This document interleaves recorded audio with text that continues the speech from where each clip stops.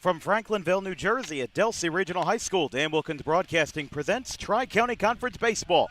This afternoon, it's a beautiful day between the GCIT Cheetahs and the Delsea Crusaders for non-division play. Hello, everybody. I'm Dan Wilkins. Just a one-man crew today, but GCIT wrapping up their infield-outfield segments. This is what we would call the calm before the storm. Literally, there's some heavy rain coming this weekend, washing out a lot of games on Saturday and Sunday, and it could affect our home team today in the Delsea Crusaders. They've got a very quick turnaround after today, scheduled for a 2 o'clock start versus Clearview down in Margate. That's the annual Coaches versus Cancer Showcase. Games are ongoing right now, but a flurry of schedule changes have been made, including some of the marquee matchups like Kingsway and Bishop Eustace, to make way for what could be a very strong rainstorm this weekend. But let's talk about the game on the field. Got a good one between GCIT and Delsea. Delsea 5-2 right now. They haven't played as many teams as other competition in South Jersey, but they've made that competition worthwhile. They're really looking to bounce back today after a very tough 1-0 loss versus Triton on Wednesday. Remember, the Tri-County Liberty is doing back-to-back scheduling for their divisions this year, a lot like what the Greater Middlesex Conference and more familiar the Cape Atlantic Conference does down here in South Jersey. So they beat Triton 12-2 in Game 1. That seemed like it was a pretty fair shake, but then they lost 1-0. They ran out of gas, and they gave up a walk-off knock in the bottom of the 7th to break the tie for the Mustangs. Meanwhile, their only other loss was to Kingsway in non-division play, and they swept Deptford. They beat Immaculata, and they beat Williamstown 7-6 for the rest of their resume.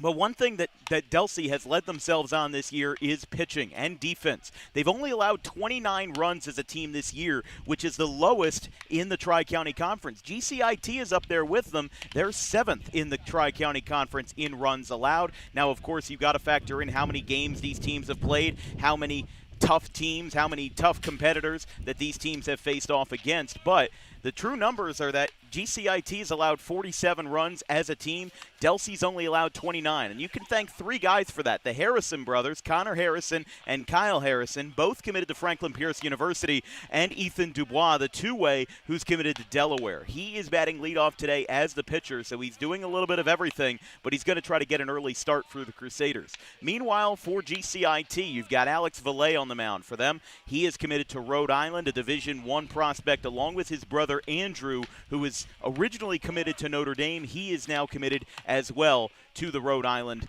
ball club up there in the Northeast. So it'll be interesting to see what happens tonight. As we said, Delsea's got a quick turnaround going into this weekend. They're scheduled to face Clearview in that Coaches versus Cancer Showcase, but weather could really put a hamper on what ends up happening tomorrow. For GCIT, though, they won 2-1 versus Timber Creek earlier in the week, and they lost to Gloucester Catholic 11-1 to start the week on Monday. So for GCIT, they're looking to finish strong, and for the Crusaders, they're looking to bounce back after a rough loss to the Mustangs on Wednesday, just 2 days ago. So we'll take a quick break. GCIT's coming off the field. Delsea in their blacktop uniforms tonight. GCIT in their road grays with the cheetah print. Some good uniforms coming on tonight. You never want to miss it. It's GCIT and Delsea coming up in just a minute. After this on Dan Wilkins Broadcasting.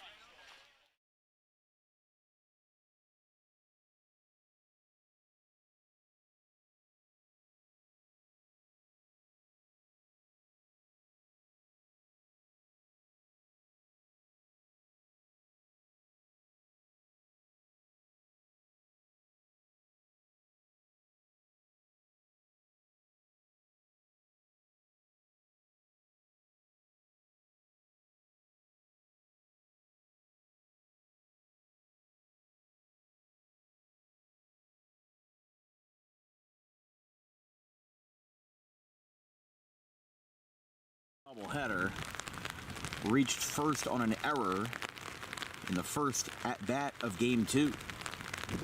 This one's lined into center field. Slider going over. He dives. Did he make the catch? Yes, he did. Ryan Slider makes the catch. Not on a slide, but instead on a dive. 2 away. To end the day for Luke Pokrovsky. A little pop-up, first base side, he calls for it, and for the first time in 33 years, the Charlotte Cougars will hoist the trophy and face Middlesex on Monday. 4-3. Cougars win it And in the battle of green and gold, the trophy stays true with the visitors. What a finish! And Shalleck will pack their bags for Middlesex and the Blue Jays when the weekend turns around to Monday. Jersey is the number 2 seed. As we said, they beat Manville 19-0 in the first round, which was even larger than Audubon's 16-0 win over Paulsboro as the 1 seed in the first round. That one's hit out towards center field, straight away. Oh, she misjudged it. Got over her head in center field. Now this one's got a chance to be 3 bases for Spire. She's flying around third. Here comes the throw to the plate. It is not in time. What a way to kick off a semifinal with an inside the park home run. Emma Spire, who will take her talents to the Great Danes after 2026, lights up the scoreboard with a fly ball that got misjudged in center field. And this is going to bring up Andrew Petrick, who has a single in this game. And here's a fly ball popped up right field side. And it's fair. It's fair. They're going to throw to second for try to get this play. The force out. They got him, but the game is tied. How about it for Woodstown? They complete the comeback to make it 8-8. So now there is one out after Kubat let it fall in right. And because the bases were loaded, you know what? That's a very smart play.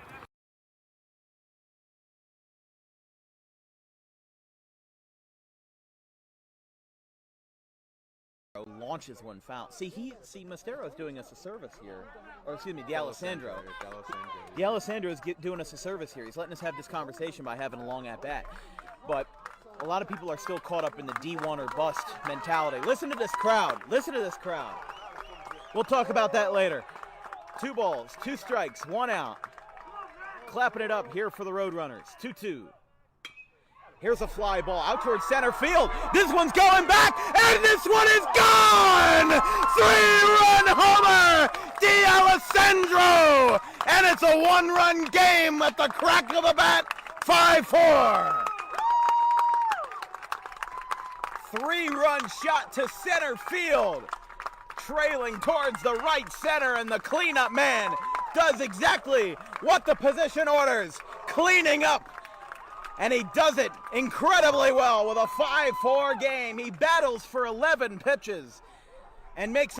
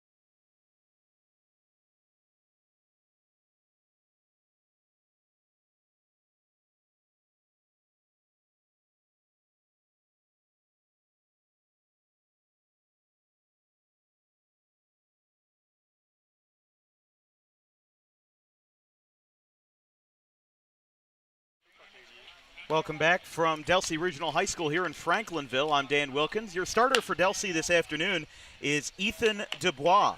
He's got 5 1/3 innings under his belt, 9 strikeouts, 3 Ks. He's got a 0.00 ERA, and like we said, that trio of Dubois and the Harrison brothers, Connor and Kyle, they're both committed to Franklin Pierce.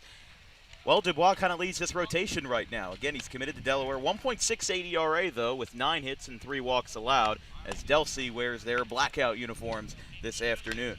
Your starting lineup for GCIT, led by longtime head coach Rob Eppolite. It'll be Willie Popoff, the catcher, younger brother of Tommy Popoff, who is having a phenomenal season over at Binghamton. Reed Murphy is your left fielder batting second. There was a quick change. Michael Mason is now the third hitter at shortstop. Chase Cohen is the 4 slot at first base. Jackson Dolson is the third baseman batting fifth. He originally was in third, so Mason and Dolson swap. dropped, they stay at their same positions. Mason Gray is the designated hitter in the 6th slot. Stephen Green in right field batting 7th. Vinny Rosas in center field in the 8th slot. Ozzie Foy at second base, and the Rhode Island commit Alex Valle on the hill for GCIT on a beautiful, beautiful Friday afternoon. And I emphasize beautiful because the rest of this weekend is not going to be beautiful. Saturday and Sunday are not looking too promising, but we're going to try to get as much baseball in as we can this afternoon here from Franklinville. Popoff shakes the hand of the home plate umpire. Today here in Franklinville, your umpires for the game are John Dubel behind the plate, Matt Lawler in the field.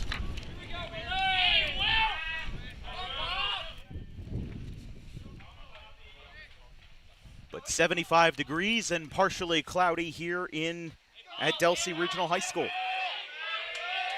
Dubois, the Delaware commit, facing off against Willie Popoff. The first pitch of Friday afternoon baseball is tapped to first. That'll be a foul ball down the right field line. And it's 0-1 to start the ball game. GCIT coming in at 7-4, right now 4th in the Tri-County Royal Division. Top 3 are Kingsway, GC, and Clearview. Dubois to Popoff, the 0-1. That one's laced off the mound, and that'll go into the center field for a base hit. Leadoff base hit for Willie Popoff. I might have to turn down that field mic. I can barely hear myself, but GCIT is off to a hot start here with a base hit, and Reed Murphy will bat in the 2 slot. So a very nice base hit to start the ball game. I mean, it's just fundamental hitting, especially when you can get that carom off the mound. Helps you out a ton. As Murphy, the senior, listed as a utility man online, and he's batting .371 this year, 13 for 35, 1 homer, which he hit on opening day versus Glassboro. That one's lined out to left center field. There's a base hit. This one could split the gap, but it's going to stop in center field. So back-to-back singles on just 3 pitches for Ethan Dubois, and he's run into a little bit of traffic here to start the ball game with Michael Mason batting in the 3 slot now. Mason batting .433. And what a season it's been for Michael Mason. He had 10 hits as a sophomore, was 10 for 33, .303 batting average, nothing crazy. But in his junior season, he batted 5 for 72, which would give him a batting average of .069. So to turn a sub-1 batting average into a .433 mark as a senior shows a lot of development. And Michael Mason's not the only one. Look at Alex Valle. We'll talk about him when he takes the mound, but he had a 6.79 ERA as a junior. He's brought that number down to a 0.58. When you have multiple players who can really transform themselves over an offseason, that means that you have a good development ahead of you as a coaching staff and really as an entire program. 1 ball, 1 strike.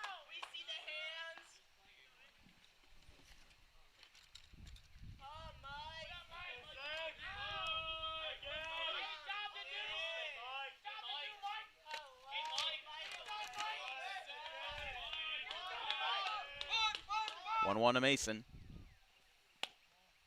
That one missed. 2-1.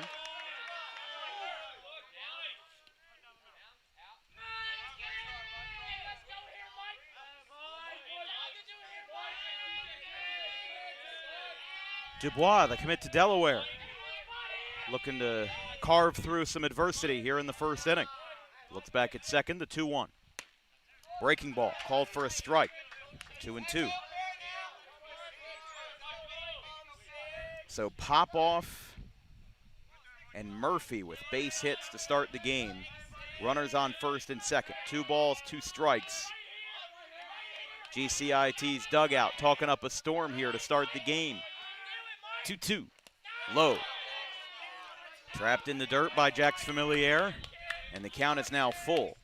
I mean, if you can load the bases versus a guy who's got a 0.00 ERA and set up your cleanup man in Chase Cohen, who's got some pop in his bat, that could be really fun. Here's the 3-2. That will be low, and it's ball 4. So don't say I didn't warn you, but the bags are loaded here against Ethan Dubois, excuse me.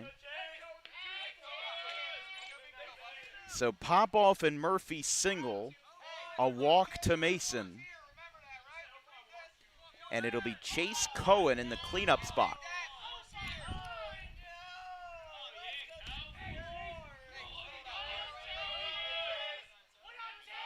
Cohen, the senior, stepping in with the bases loaded. 357 average, 4 RBIs this year, 10 for 28. Gets a swing and a miss, 0-1.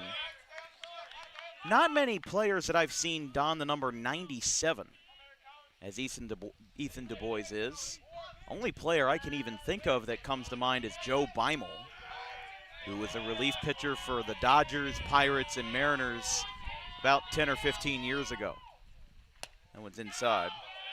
Of course, high jersey numbers are only uncommon in high school baseball because you only have, 20, 25 guys on a roster, and a lot of people want the lower numbers. 1 ball, 1 strike to Cohen. Du Bois, the 1-1. Inside corner, called a strike, 1-2. Reminds me of a story I've told a few times, but when I was in Little League, I was named to whatever our town ball's all-star team was in Audubon, and there was somebody who reached out and they said, hey, what jersey number do you want for the all-star team? And I said 92. And they said, are you sure? And I said, absolutely. 2-strike pitch, swing and miss. He'll tag home. Batter is out no matter what, and it's 1 away. So Cohen goes down, and now it'll be Dolson.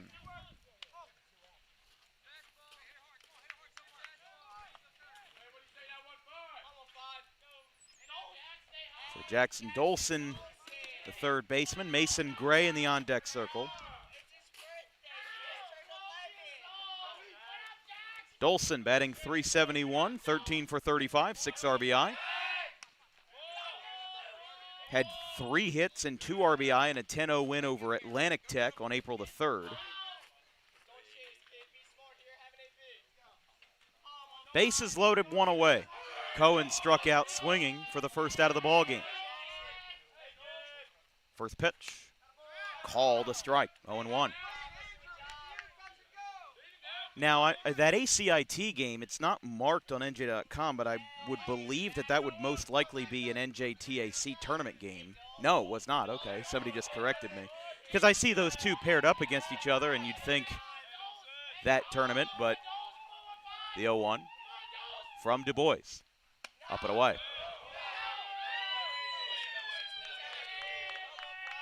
Got confirmation, GCIT did get a bye into the semifinals because they did win that tournament last year, believe over Bergen Tech, if I'm correct. Always difficult to track some of those North Jersey Tech schools as there's a fly ball foul. But they're some of my favorite games to cover because you see programs that you really don't get to see otherwise down here in South Jersey. We did, when we briefly worked with GCIT's softball team, we did a few games there, including an NJTAC tournament game versus Atlantic Tech. 1 ball, 2 strikes. Du Bois, outside. That fastball had a lot of run on it. I really liked it, but it just missed outside. And Familiar there, he's not really willing to frame that pitch. I think he was worried about the ball maybe getting away. I don't know if he read it all that well, because if he did, might have been able to set that one up outside and try to draw the call. Here's the 2-2. Fouled straight back, and it's 2-2. I am just unfortunately waiting for the day that a foul ball hits our crowd mic, but who knows? Got to imagine some of these game changers have been hit before. Just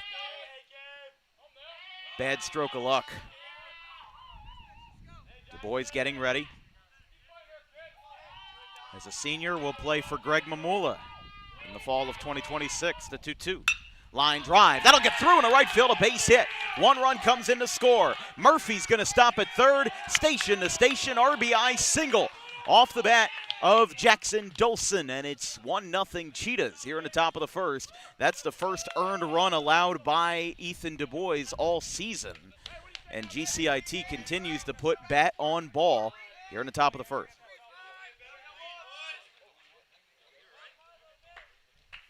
So Popoff scored, or unless he had a runner for him, he scored. Murphy to third, Mason to second. And Dolson with the RBI single. Cheetahs lead 1-0. Bases still loaded for Mason Gray. Swing and a miss, 0-1. 75 degrees here at first pitch in Franklinville. Our first home game that we've covered at Delsea since May 16th, 2023, when I was a junior in high school. There's a swing and a miss, it's 0-2. We did a game between Triton and Delsea. Can't remember who pitched in that game, but I remember it was somebody really good. No, it was 2023, so it was when Chiron was a sophomore. I don't think he pitched in that game, but Delsea won 16-3. That's the 0-2. Misses inside. We were out in the outfield. It was blistering hot. Of course, Delsea just played Triton, split the series with them. Won game 1, 12-2. And lost game 2 by a score of 1-0. Scoreless going into the bottom of the 7th. Triton delivered with a walk-off hit to win it. 1-2. Popped up, back out of play. Headed out towards the softball field, and it'll stay 1-2.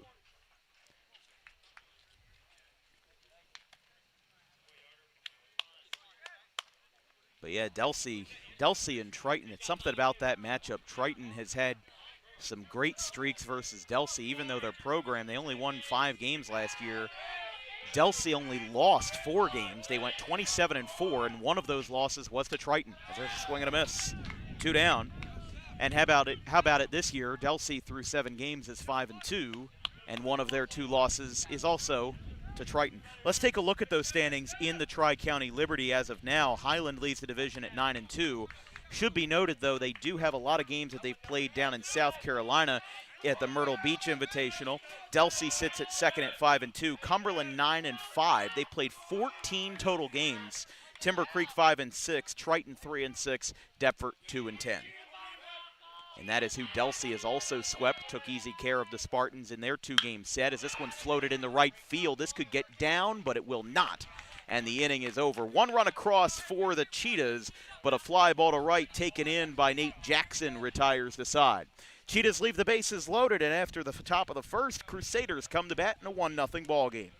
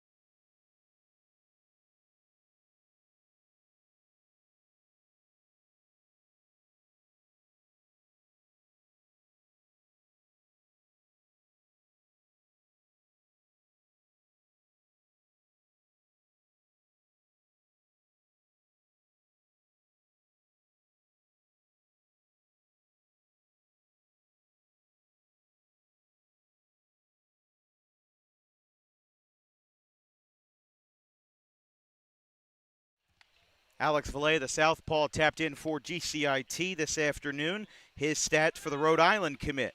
For him this year, 12 innings. He's got 4 walks, 21 Ks, a 0.58 ERA, and a whip of 1.08. We talked about his transformation that he's had.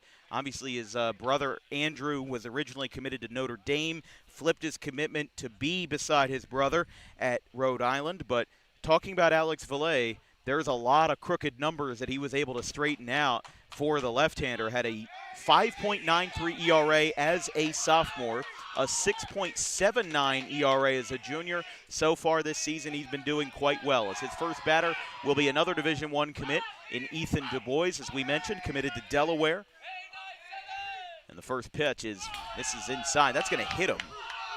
Let's take a look at the lineup for Delsea, presented by Harper Driving School. Ethan Dubois, the pitcher, batting leadoff. Milo Gebhard, the center fielder, in the 2 slot. Nate Jackson, the right fielder, batting third. Andrew Weir is your third baseman, batting fourth.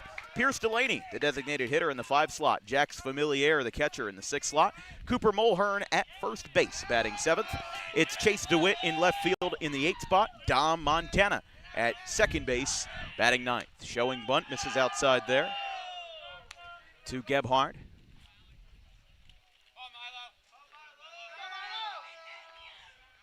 Gebhard, the junior, batting .278 this season, 5 for 18. 5 walks, 4 stolen bases. Strike called, has hit safely in his last 2 games. Had a multi-hit performance in a 19-6 win for Delsea over Deptford in game 2 of their set. A career .259 hitter with 22 career hits. Lefty-lefty matchup. Here's the 1-1, now showing bunt. That one misses high, and home plate says no offering. But like we said, we were talking about Delsea, we were talking about their defense. Going into this game, Delsea has allowed the fewest runs out of any Tri-County Conference school with 29. GCIT is 7th on the list at 43. We'll take a look at that right now, actually. Clearview is 2nd at 32. And then there's a big gap between 2nd and 3rd. Highland at 42. Shalleck and Williamstown tied at 43. Kingsway 46. GCIT 49 runs allowed. One's fouled back. One's going to go towards the ticket booth, the vacant ticket booth, and it's 3-2. But yeah, looking at that list again, you can make the argument that Delsea allowing fewer runs is less impressive because they've only played 7 games, but Highland has played, 13 games this season. They're 9-2, so they've played 11 games this season. They're going to play game number 12 today versus Cinnaminson. The fact that they've only allowed 40-ish runs through that many games, that is also impressive. But a lefty-lefty matchup going down to the wire. Valet to Gebhard, the 3-2. Fly ball head out towards center field. This one's going back in straight away. He'll make the catch. Out number 1 as Rosas brings it in and puts the long at-bat to a close as Nate Jackson will be the batter. I mean, if you're Milo Gebhard, can't be mad about that at-bat. You just heard Vincent Londino say, hey, good at-bat, good swing. You worked up Valet's pitch count in the lefty-lefty matchup. Sometimes it's hard to read that arm angle when you're facing a pitcher for the first time. So absolutely, kudos to Gebhard. First pitch to Jackson, though, is a swing and a miss. Ahead on the fastball. We were scheduled for the Joe Lang Classic like we were talking about. That's Cinnaminson and Highland, Gateway and Pittman. However, we are dropping that due to the forecasted heavy rains this weekend. So we're going to take Saturday off. That one's outside. We'll be in action on Sunday, April 26th up in Pomona, New York for the Hudson Valley NABA night game between the Westchester Mighty Ducks and the Westchester Royals. It's going to be a good 3-hour trip up to New York, but first pitch will be at 6 p.m. That one's laced into center field. That'll drop for a base hit, a little bit in on the hands. But Nate Jackson with a 1-out single puts 2 runners on for the Crusaders here in a very admirable response to GCIT's offense in the top of the first. And again, if you're Delsea here, obviously you're upset that you gave up that 1 run in the first inning, but it also could have been a lot worse. GCIT's got great hitters from top to bottom, and if the fact that you left the bases loaded is a testament in and of itself. And Delsea's a strong offense. They're an offense that rarely gets shut down, rarely gets shut out. You need to give them at least a little bit of breathing room, and if you're the Crusaders here, a strong start with 1 away and 2 on. But if you're GCIT, 1 swing can end the inning on a double play. Foul tip into the glove of Willie Popoff. 0-1 to Weir.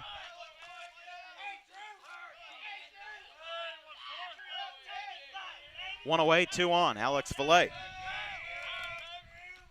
Working versus the cleanup man, Weir. Strike called, inner half, 0-2. For Andrew Weir, .292 hitter, 7 for 24, 6 RBIs. had a 4-hit, 4 RBI performance versus Immaculata on April the 18th. Kind of a rare North Jersey, South Jersey mix. But the 2 strike pitch is high and out, 1 and 2. Of course, Immaculata of non-public A, they play all of their home games at Diamond Nation in Flemington. So Delsea definitely took a long hike to get up there. Valet ready, runner goes. Both runners go and both are safe. A delayed start at second base. The runner on second, Du Bois, got up and running right away.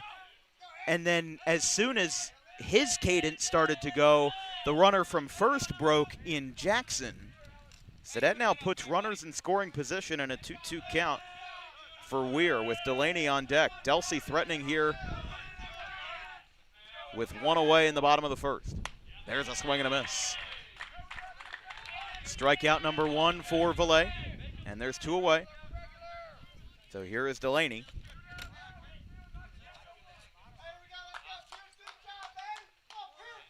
Pierce Delaney dealing with 2 runners in scoring position and looking to pierce this deficit, get Delsea back in the lead. He's got a .312 average, 5 for 16. And a swing and a miss, that time late on the fastball. And a pitch like that is what makes left-handed pitchers worth their weight in gold, because if you're facing lefties, you have the advantage in the arm angle and being able to run the ball inside, get a lot of weak contact. But versus right-handers, think about it at the high school level, there are a lot of guys who have very inadequate experience versus left-handed pitching. So if you're Alex Valet, you can take advantage of that, work the arm angle to try to draw the ball outside and get rollovers and also weak contact, like that. Ground ball to first, and the inning is over, as going to tag the bag will be, Chase Cohen. Hold on here. So Du Bois is going to score. Rob Eppolite's coming out. What's this deal here? Delsea just tied the game, but I was about to write down on my scorecard 3 unassisted. They're putting the runner on first. I think the only call that they're going to make here is interference, which will be very interesting. I didn't end up saving a replay of it, so we're kind of out of luck in that regard, but Eppolite is going to at least ask for an explanation. So yeah, Delaney's going to reach.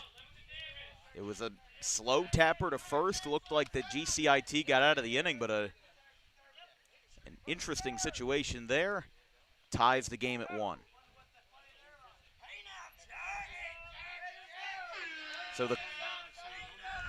So the call was catcher's interference.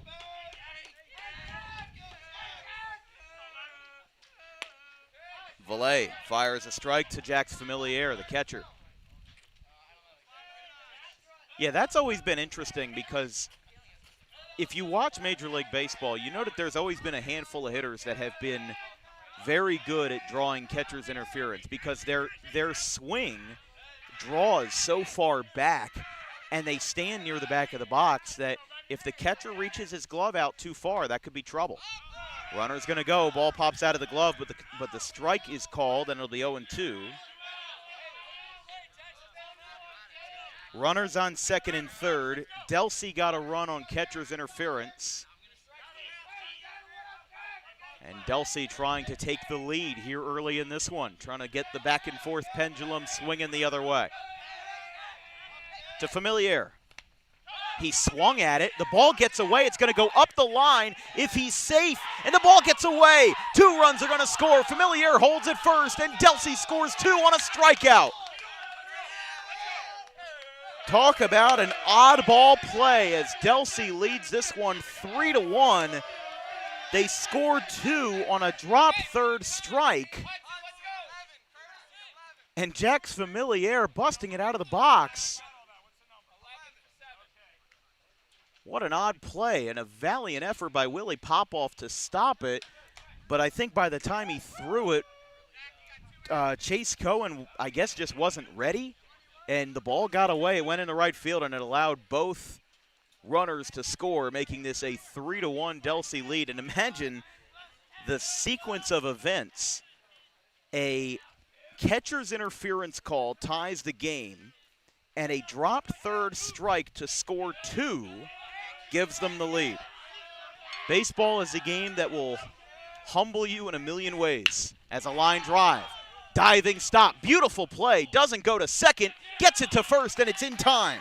Side retired, fantastic play at shortstop by Michael Mason, and the side is retired, but not without some damage. As 3 runs come across on a very odd sequence of events, GCIT looks to get it back. It's a 3-1 game.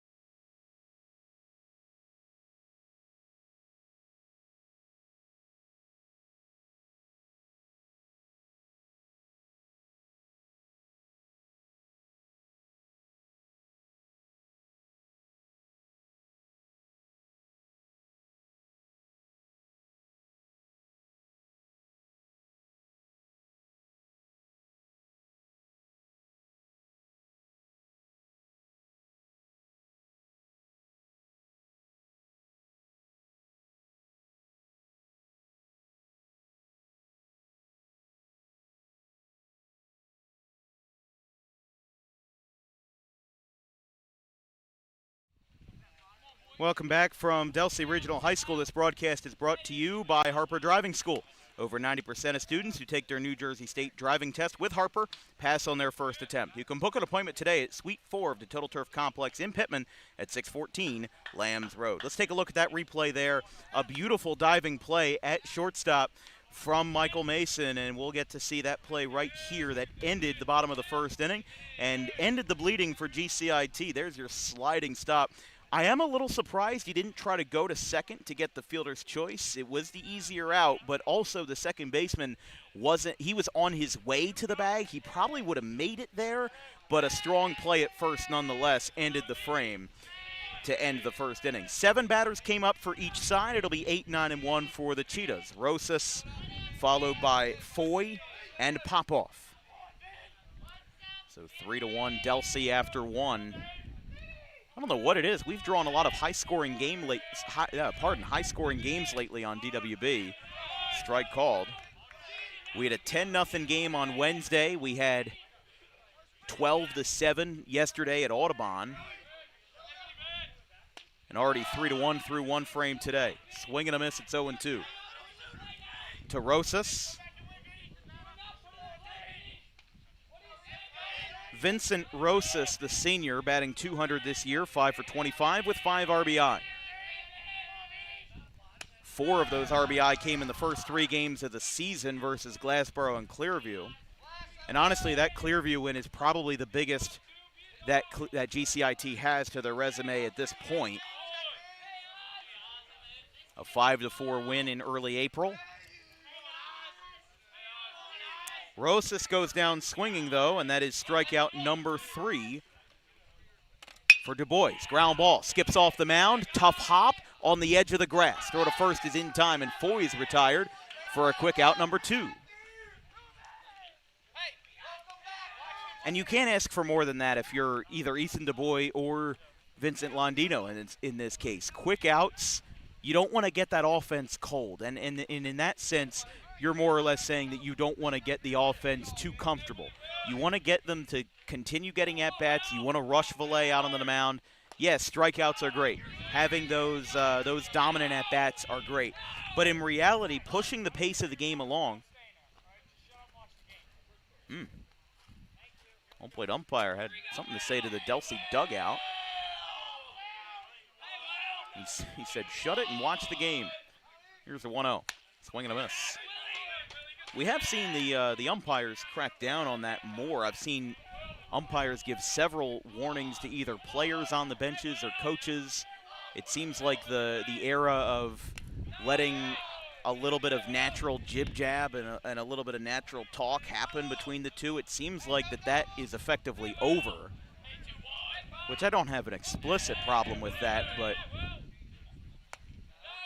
you know, the umpire's ear is the ear that matters most, and so is everything else, as it's 3-1.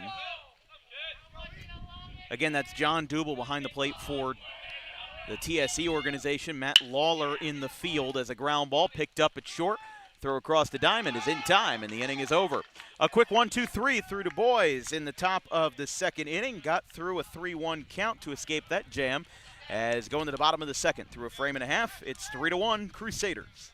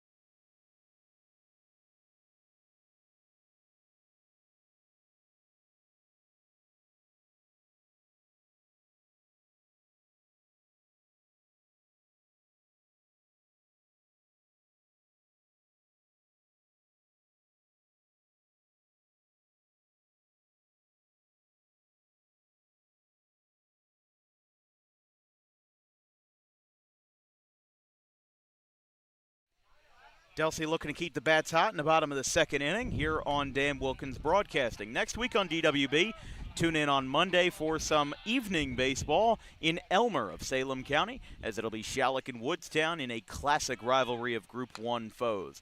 On Tuesday, it'll be Rancocas Valley and Cherry Hill West from Tom Trotman Field in Cherry Hill.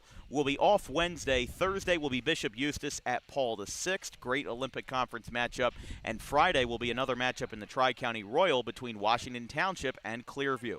Saturday, as of now, is Steiner at Northern Burlington, but that very well could change. We're still kind of feeling out whatever games that we want to cover that weekend.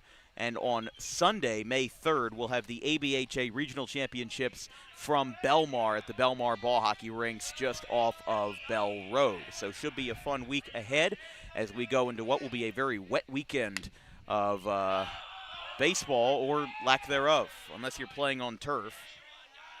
And even then, if you're playing on turf, I heard there may be some lightning coming. So might not be a good idea no matter what. DeWitt is the first batter. Strike called, 1-1. 8-9-1 for the Crusaders. DeWitt, Montana, and Du Bois.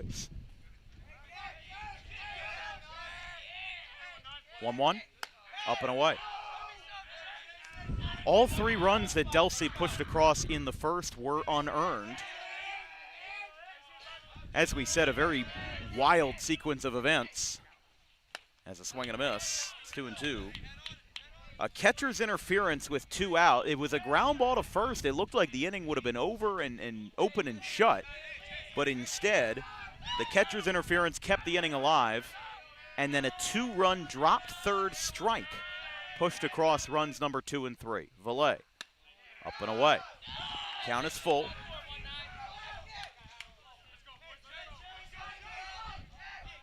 But a good crowd on hand here for Friday afternoon baseball. I said it was 75 at first pitch, but it certainly doesn't feel like it now. And that's strike 3.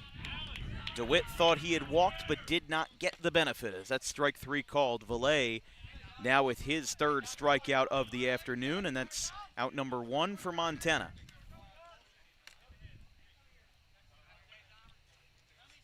With Ethan Du Bois on deck, he was hit by a pitch and scored in his first at bat. Was the first run to come across for the Crusaders. That one's high, 1-0.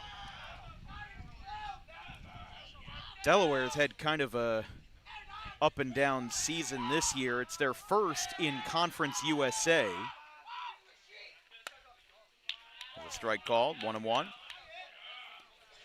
Of course, we know their head coach, Greg Mamula, but they've got a decent amount of South Jersey talent. They've got Sam Winsett out of Eastern, Ethan Shaw out of Haddon Township, formerly at Rowan College. There's a swing and a miss, 1-2.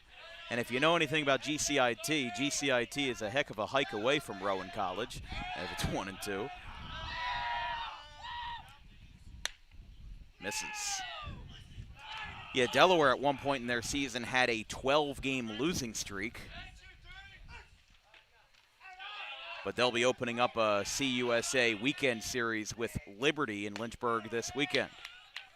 That'll be strike 3, back-to-back Ks for Valet, and we go back to the top of the card for Du Bois.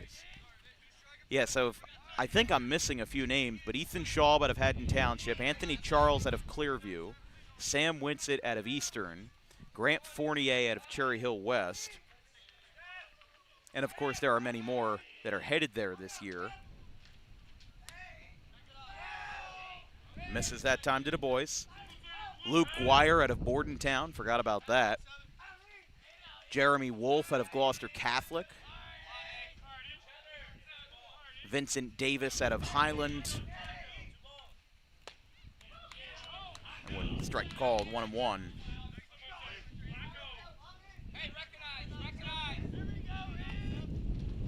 Oh, and how could I forget Brady Blum out of Mainland as well? So that's at least, off the top of my head, 7 or 8 names that are at UDEL right now for baseball. That's fouled back. It's 1-2. After a 1-2-3 frame in the top half of the second, GCIT will bat 2, 3, and 4, leading off with Murphy in the top of the third. But Valet looking for a clean frame on his half, just as Delsea did in their half. The 1-2. He got him. D1 versus D1. Alex Valet gets the upper hand as he gets the swing and miss. 2 strikeouts in the frame, and the side is retired. Or excuse me, 3 strikeouts, struck out the side. We'll go to the top of the third. Delsea in their blacktop uniforms. They lead this one by 2. It's 3-1.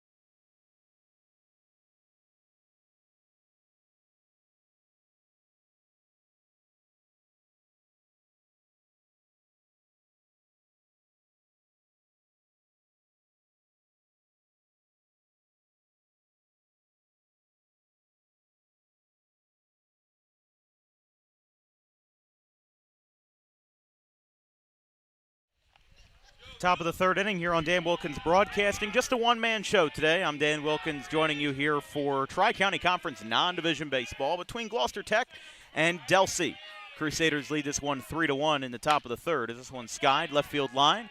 Going over down the line. Look out. That one's out of play. Yeah, right now we're kind of meeting in the midpoint of the season. You know, the Diamond Classic kind of kicks off the second half. And then you've got the final regular season push to decide where teams fall, where teams stand. And then you blink and you miss it, and then you're in the sectional playoffs, and then you're in the state finals. You know, it moves quicker than you think. 1-1 to Reed Murphy. This one skied, got under it to right field. Right fielder tripped. He'll have to go in, and it's going to drop for a base hit. Jackson lost his footing in the right field grass, and he's going to get a base hit out of that. So a lucky break for Reed Murphy, and he's now 2 for 2.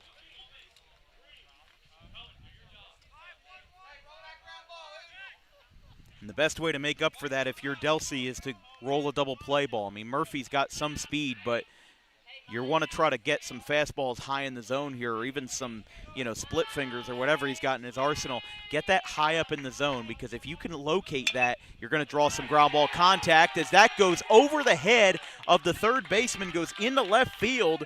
Another couple of lucky hits as it goes over Andrew Weir.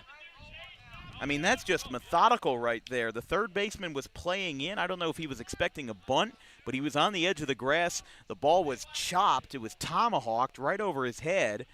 And that's going to be 2 on, nobody out with back-to-back base hits. That's one of the most effective ways to get runs, though, is you don't need a whole lot of home run power to get yourself ahead. Sometimes all you need is a couple of hits where they're not, a couple of well-placed jam shots, and that's what we saw with Brookdale and Rowan College the other day, was that Brookdale scored 8 runs in the first inning because of the fact that they were all on slow rollers and jam shots. The great thing about baseball is that there's so many different ways to play it. You can be aggressive, you can be conservative, you can hang right in the middle. You can swing for power, you can, swing for base runners and speed, or you don't have to swing that much at all, and you could try to draw walks and hit by pitches. That's the beautiful part of baseball, is that you really do not have to play the game one certain way. No one coach is coaching it the exact right way, and no coach is really coaching it the wrong way. Baseball's designed to be played in a lot of different environments. Any given day, any given place, it is certainly bound to be flexible. But philosophy lesson over. It's 1 ball, 1 strike here to Chase Cohen. He struck out swinging in his first at-bat. That ball got trapped at second base. Throw got in, but the runner came in first.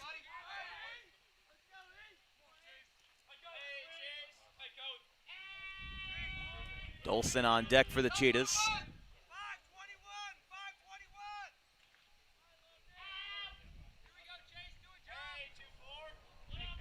One ball, 1 strike. Du Bois kicks and delivers. Fouled back. 1-2.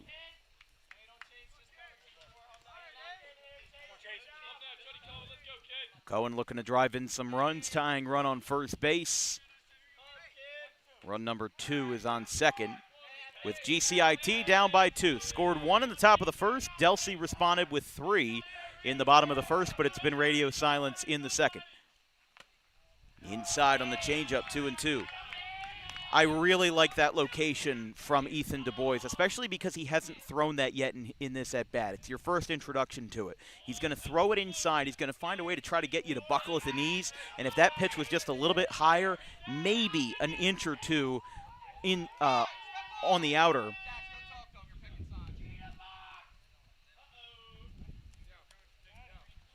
And they're going to talk it out here, Familiar and Du Bois. Vincent Londino came out and asked them to talk it over. So they're going to have a mix-up of personnel, if you will. 2 balls, 2 strikes. Nobody out, which is how Delsea got their millions in the first inning. They got 2 singles and a walk to load the bases, and then a strikeout to Cohen, and then the next batter was an RBI single by Dolson. So if you can load the bases again for Jackson Dolson, you're giving him a lot of gifts here in the first couple innings, but he does swing and miss. Du Bois comes back with a wipeout breaking ball. Looked like a 12-6. And that's out number 1. So back-to-back singles and now a strikeout. K number 4 for Du Bois. And Jackson Dolson looking to do what he did in the first inning. The RBI single to right field. Again, even that was just fundamental baseball. GCIT wasn't swinging for the fences. It was station to station, just as these 2 hits have been here in the third. Du Bois first pitch up and away. If you're just joining us, 3-1 Delsea. GCIT got a run home in the top of the first inning. Delsea pushed across 3 unearned runs in the bottom of the first. All started from a catcher's interference call, and then a 2-run dropped third strike. Grounder foul. Hits off of a couple of folks standing outside the Delsea dugout. It's 1-1. But this is a pivotal moment here. I mean, you know, you're down by 2. If Delsea can roll a double play ball, you could very well see a lot of smiles in that Crusader dugout. But right now, it's wait and see. 1 ball, 1 strike, 1 away, 2 on, 2-run lead for Delsea. Familiar sets up. Fastball outside. Yeah, right now, if you ask me, if you're GCIT, do exactly what you did to get those 2 runners on in the first place. The first hit, shallow fly ball to right. Second hit, lazy grounder to third, but it was a high chopper, and it was able to get over the third baseman's head. It's a seeing eye shot. You just have to outsmart this Delsea defense. There's a fly ball. Left center field. It's hit pretty well, but it'll stay in the ballpark. Brought in. Runner will not tag. Strong throw, and he probably would have got him if he went. So a strong decision to correct by Murphy as Gebhard makes the catch. That's out number 2. And Delsea's now 1 out away from getting out of the traffic jam with Gray.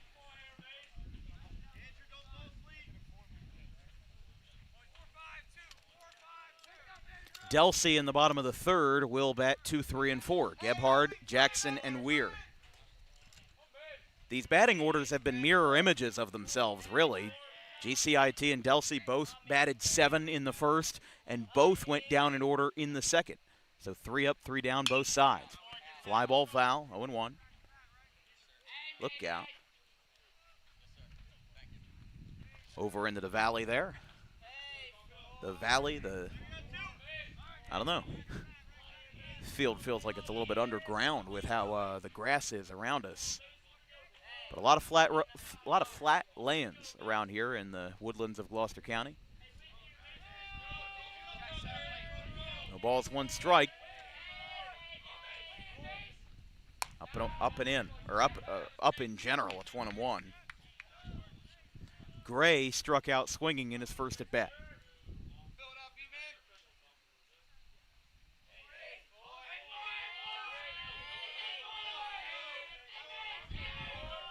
One to Gray. Popped up. Back over to third. There's a lot of space in this ballpark, but that will land foul. And it's now a 2-strike count. Yeah, there is at least 20 or 25 feet between home plate and the backstop.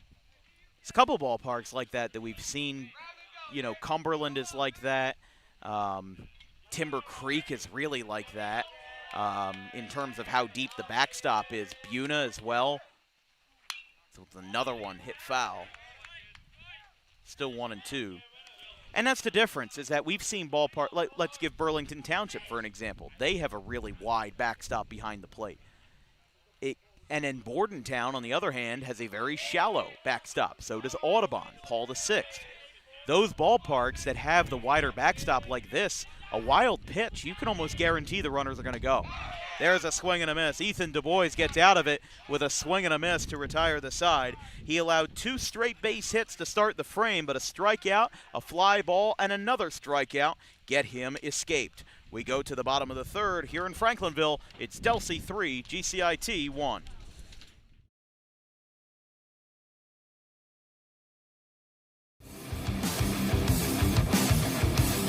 Book Dog Pro Wrestling for your next event or outing for the greatest action that New Jersey Pro Wrestling has to offer.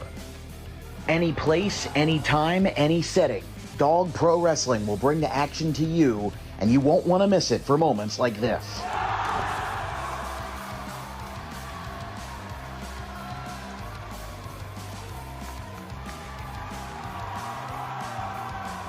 But don't just take it from me. Take it from Max Mundo, the Dog Pro Wrestling ambassador. This is Max Mundo with Dog Pro Wrestling. Are you a civic organization, sporting club looking to fundraise? Then look no further to Dog Pro Wrestling. We do grand openings, corporate events, and much more. And why not from some of the wrestling talent themselves? I'm Vinny the Fixer, and I'm the champion of Dog Professional Wrestling. If you want to book the best, come see us. We're the cream of the crop. We'll come to any fundraiser you can think of. Just name the place and we'll show up. This is the upstanding Dylan Mesh, and for the entirety of my professional wrestling career, dog wrestling has been a mainstay for where I like to wrestle. So you can believe me when I say that it is quality. And I'm upstanding. I'm the only opinion you need. Yeah! It's your boy Gabriel Hodder here with my man Matthew Oman, and if you want your events to be all fight, no flight, then book Dog Wrestling so you can witness true primal fear. Woo!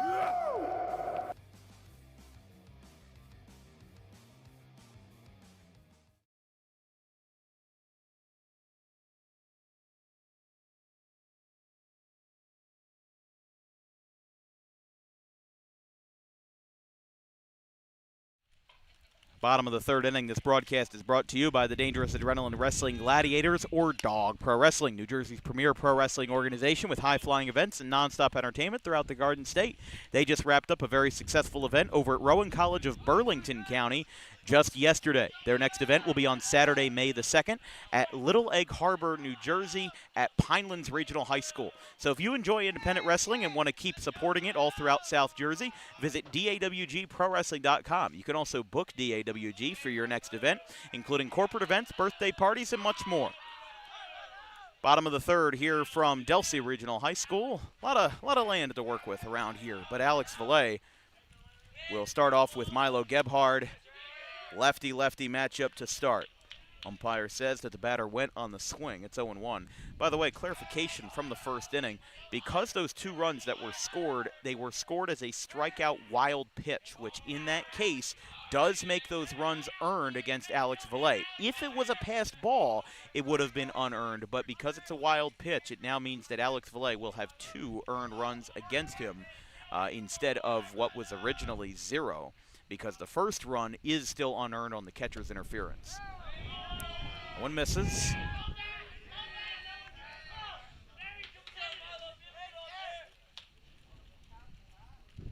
Gebhard, Jackson, and Weir here in the bottom of the third inning. 2, 3, and 4, meat of the order. Valle ready. 1-2. This one's skying out towards left center field. He trips out of the box. Going back. This one's pretty deep. It is off the bottom of the wall.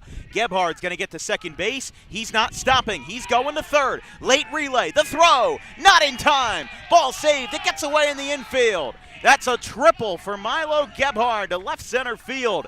In a cloud of dust, he emerges with a 3-bagger to lead off the bottom of the third.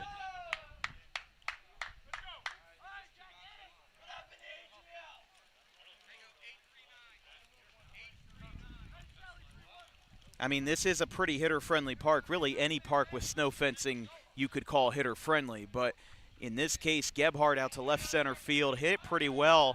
Just one hopped off the bottom of the wall, stayed in the ballpark. And I was surprised, knowing where that ball was hit to left center, that he went. But once I saw where that relay was forming, once I saw where it went, I was like, okay, he could actually make that, and he did. Showing bunt. That one misses inside to Jackson, the right fielder. Yeah, home plate umpire giving Delsea another warning. They gave one to the coach, now another to the players. Like we said, they're cracking down on that more. And, you know, it's more of a statewide initiative for sportsmanship. I think that, honestly, if this game was played last year or 2 years ago, sometimes they like to let it go. I also see umpires that still play by that old school way of, you know, let the kids play, let the kids figure it out. I'm not against or for either of them, but a run's going to score on this ground ball. Throw to first. It's going to get away. That'll be an error on the second baseman. He bobbled it and then threw it away. Cohen's going to get the throw down to second. No throw, no play. 2 bases, 1 run. And that makes it 4-1 Crusaders as they get in a run on a throwing error. So that's another unearned run charged to the Cheetahs, but not against Valle. But a great way to capitalize there off the triple. But Gebhard comes in from third. Jackson gets to second base, and the batter is Weir, and now Popoff and Valle are going to talk it over.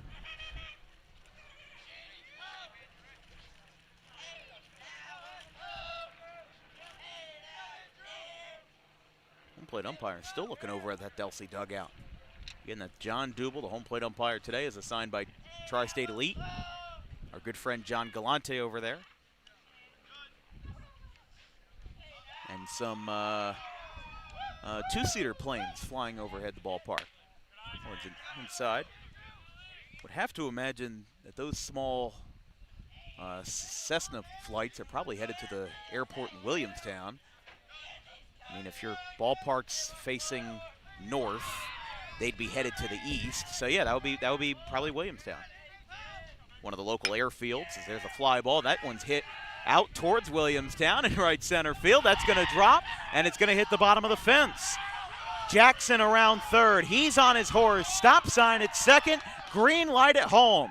RBI single. It's a RBI double, rather, out to right center field, and Delsea adds on another. It's 5-1. So we're out to right field. 3 straight batters putting the ball in play and reaching base. So we're now 1 for 2. Here's Delaney. He started that chain reaction in the first inning with the catcher's interference. That one's out. 1-0. You can see how far back in the box Delaney is standing, which is partially one of the reasons why catcher's interference gets drawn there. A great example of it, he's no longer playing, but Jacoby Ellsbury. When he was on the Red Sox and the Yankees, he would get like 20 catcher's interference calls like every year. Just, it was only a matter of time, because he not only did he stand so far in the back in the box, he also had this kind of swing that really encouraged it. As a ground ball, throw to first is in time. Runner does advance to third. Now, the umpire can call a batter out if they think that the batter is trying to intentionally draw catcher's interference, you know, kind of a interference paradox, if you will. But I've only seen that maybe once in my 5 or 6 years of calling baseball games. Runner on third, 1 away. Batter is Familiar, the catcher, on the 4-3 ground out. Outside. Valet just not getting any of those borderline calls in the outside part of the zone, which as a counterpoint may force him to try to throw more inside, which, if you're asking me, that's exactly what Delsea wants. They feed off of those inside pitches. They feed off of getting the barrel really early to the ball. 2-0. And obviously, I mean, you look at Milo Gebhard, you saw that pitch on the left side. It was, for a righty, it would be in. For Gebhard and a left-hander, it will be out. He was able to get that ball out to left center field, as this one's fouled down the right field side, into, well, disappearing into the trees back there. Good luck to whatever freshman has to grab that baseball. It's 2-1.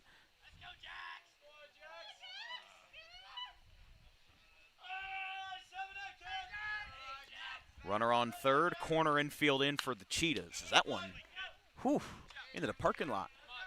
That one grazed a wire connecting the dugout to the chain link fence. And it went out into the parking lot. 2-2. 2-2.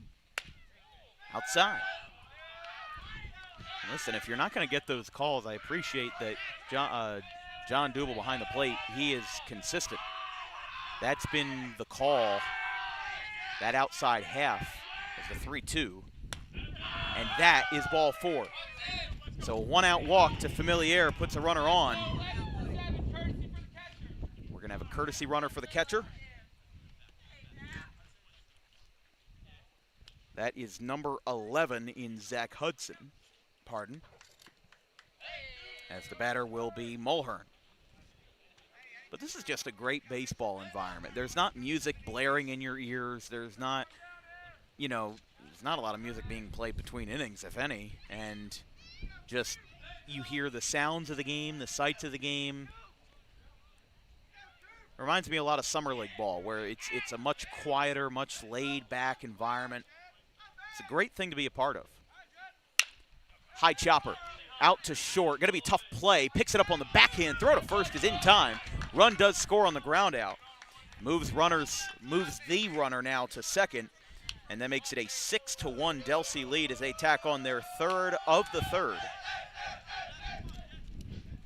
And Mulhern drives in the run that time. So it's the second time he's contributed a ground ball to short, but this time he can put a run on the resume, as the batter will be DeWitt. 2 outs, runner on second for Delsea. And the first pitch. Strike called. And that's what we were talking about. Valet that time moved the pitch a little bit closer to the center, which more or less means the outer half of the strike zone. It's a little bit shifted. But now that Valet knows what's going to be called, what's not going to be called, he's thrown enough pitches on the outer half of the plate where he is, or at least I would hope that he's aware that he's not going to get those calls because it's consistent.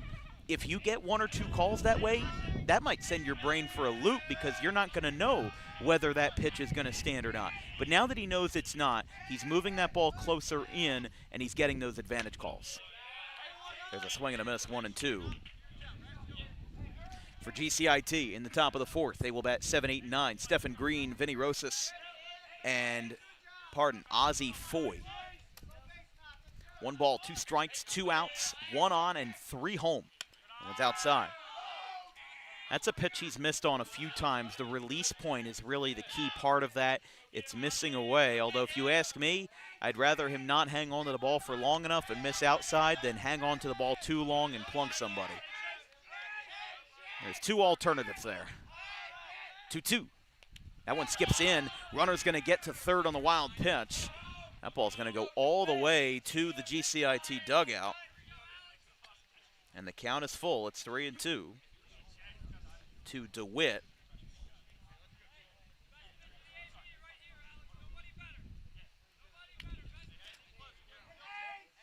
Three balls, 2 strikes. Valet looking to get out of the jam. Didn't see anybody warming for GCIT, but they're letting him ride it out for now. 6-1 game. And strike 3 inside corner. The inning is over. So Valet works that one in, and the inning is over with a 3 spot for the Crusaders. They now lead this game by 5 as Valet picks up strikeout number 6 in this afternoon's contest. We'll be back after the break.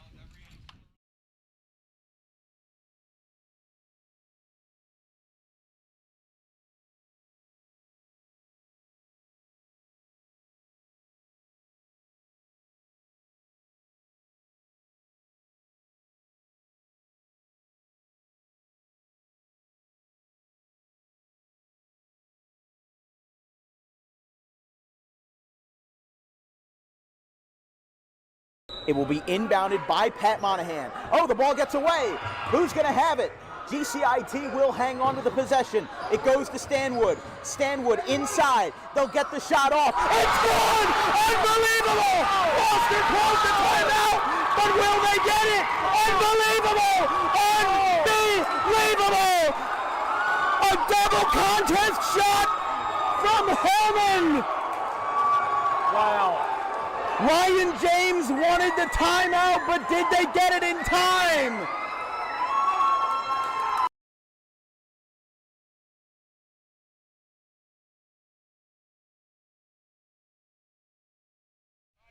Top of the 4th inning, 5-run lead for Delsea. They lead this one 6-1 here on Dan Wilkins Broadcasting.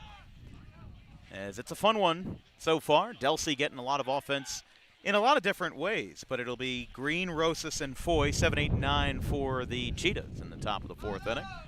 If you'd like to become a sponsor of Dan Wilkins Broadcasting, we offer affordable advertising rates that give you the best brand exposure of all independent broadcasting organizations in South Jersey. We reach over 170,000 viewers a year with over 5,000 subscribers on YouTube, along with a significant following on Twitter and Instagram. You can send us an email with an advertising inquiry at thedanwilkinsshow@gmail.com. That's TheDanWilkinsShow@gmail.com. We offer affordable rates for any business owner, whether you own a brick-and-mortar shop, an online store, or a social media brand. We're willing to fit what you need to get yourself the best advertising opportunity. We've got a strike 3. Throw down to first is in time, and that's out number 1. Wait a second. Foul ball is the call. So no strikeout. And seems no argument from Londino either.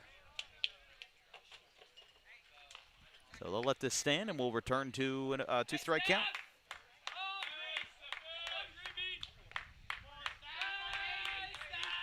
All right, let's try this again. There's strike three. He got him there. Dubois on the outside corner strikes out Green. That's strikeout number 6 for the right-hander. And that's what makes this game really good, is that you've got 2 Division I pitchers going at it and 2 mid-major commits at that in Delaware for Dubois and Rhode Island for Valet. As there's a strike called to Rosas.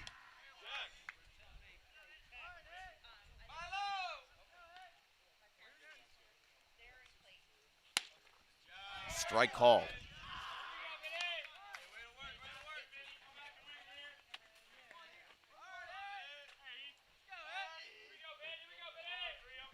There's the 0-2. Liner out to second base, diving, can't get there. There's a base hit to right field.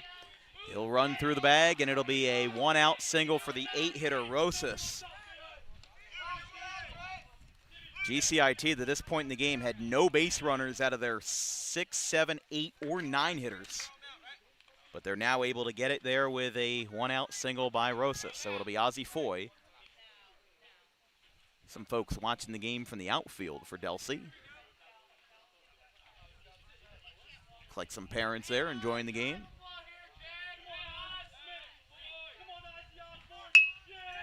There's a ground ball foul.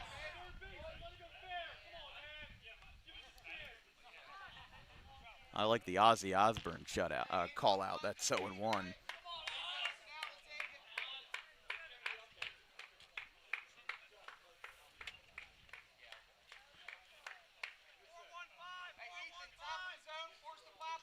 I play in a Sunday men's league in Haddon Heights for a team called the South Jersey Bulldogs, and my walk-up song at one point was supposed to be Sweet Leaf by Black Sabbath, but I decided to change it because that is one of the biggest pressures that an athlete can have. I mean, I'm not an athlete, but one of the biggest pressures you can have as a ball player is picking your walkout song. It's got to be the right length. It's got to get you in the right mood.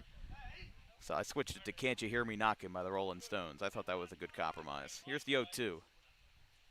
Working from the stretch, good frame, just missed.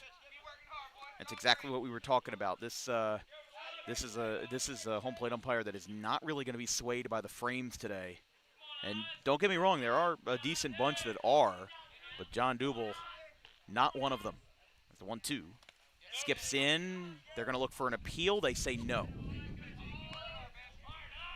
And those are some of the toughest check swings to call just because it's such a fast bat motion. You know, because he's kind of chopping down at it instead of working through like what would be a normal swing because it all happens so fast. So you really don't have a lot of time to figure out whether he broke the plane as that one hit him in the helmet, and he seems like he's fine. Ozzie Foy got hit in the helmet, and he didn't waste a second. He's going to go down to first. So maybe he is like Ozzy Osbourne with how tough he is out there, but he's got a hit-by-pitch.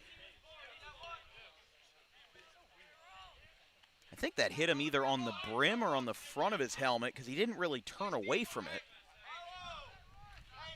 So some trouble for Dubois here as he now at the bottom of the order has 2 runners on as he flips it over to the top for Willie Popoff.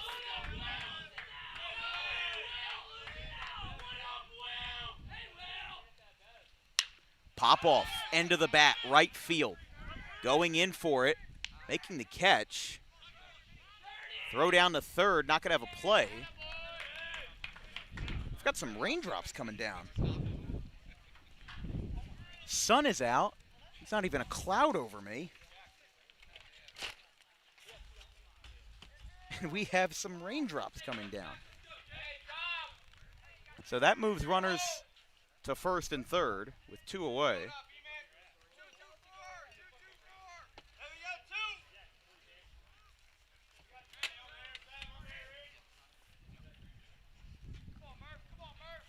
So here's Reed Murphy.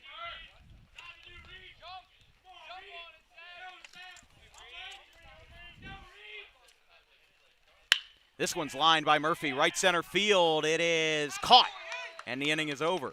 So some unexpected rainfall here at Delsea, but the side is retired.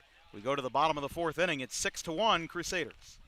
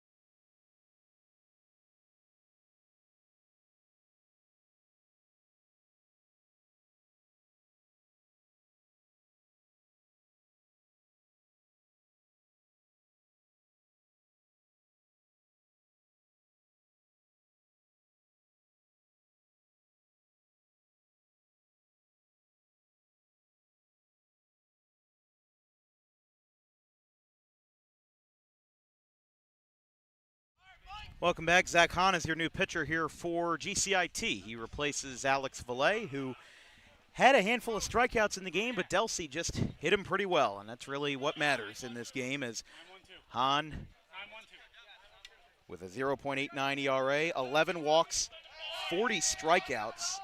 Hahn already a workhorse this year, as here's a fly ball.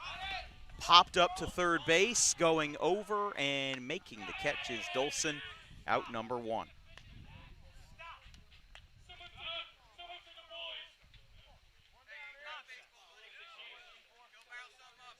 So a pop up to third base is out number 1.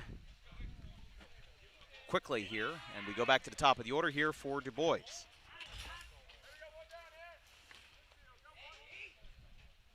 Yeah, so talk about a workhorse here. Zach Hahn, 31 innings already this season, and we're not even out of April.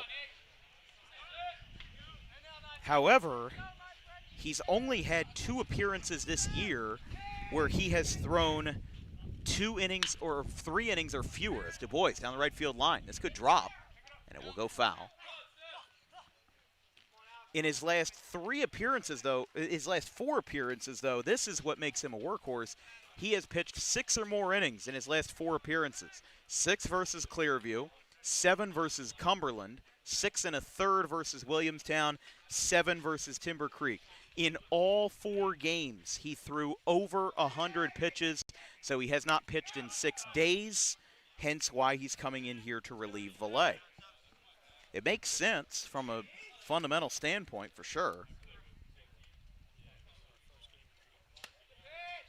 because GCIT hasn't played since the 18th, so they've had a decent amount of time. Looks like the rain is slowing down. It just really caught me off guard. I have rain gear, but I'd have to get back all the way to my car to grab it. That one's going to get away. Deep backstop here. Popoff picks it up, and Du Bois walks. Runner on first with one away. Batter will be center fielder here.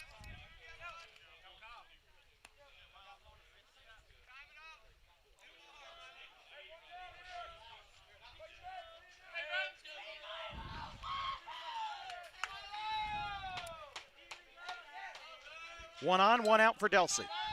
With the new arm, Hahn, in the game. That one's away.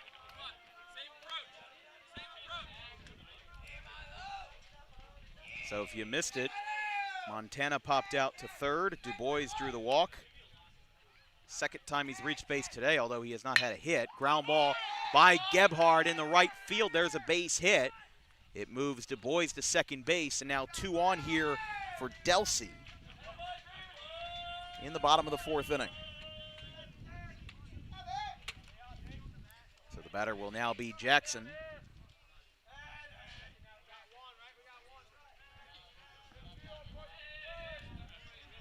Yeah, so this seems like what we got hit with was a very light part of the showers that are coming tomorrow. Like we said, it feels like almost every game that's being played on Saturday from noon afterwards. Oh, my goodness, he threw it away. There was nobody covering second base, and both runners advance.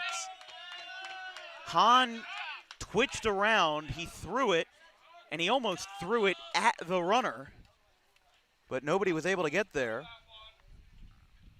As that'll be a throwing error against Hahn, the pitcher.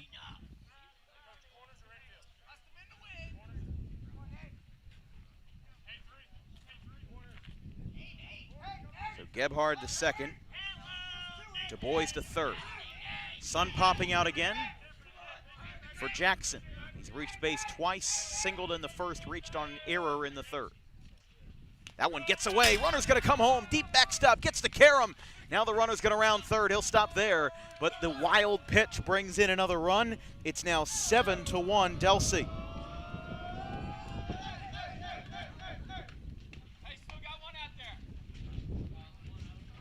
So the runner comes in. Du Bois scores.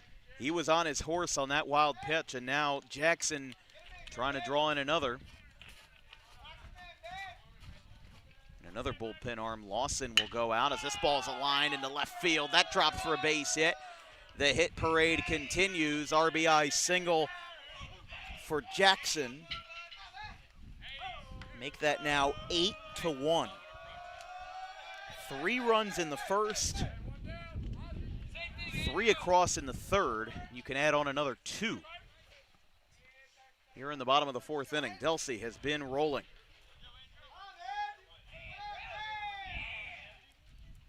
Here is Weir. That one is low. I can't think of the last name Weir without thinking of Bobby Weir, who passed away a few months ago. But that is only relevant to us Grateful Dead fans. There's a ground ball, third base side. It's a high chopper. Dolson has it. Did not go to second. Decides to tag first instead. It'll be a 5-3 ground out for out number 2.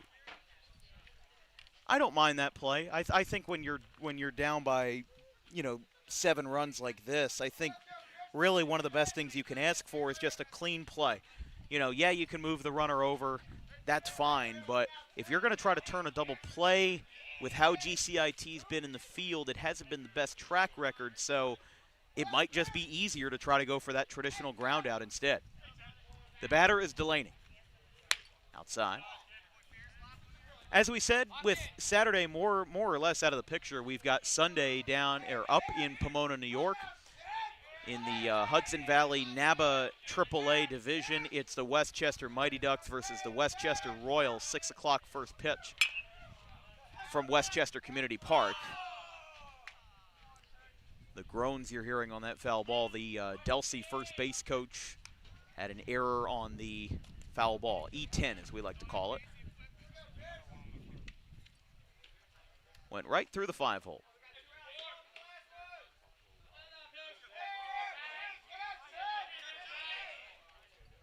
One ball, one strike. Delaney 0 for 2 in the game.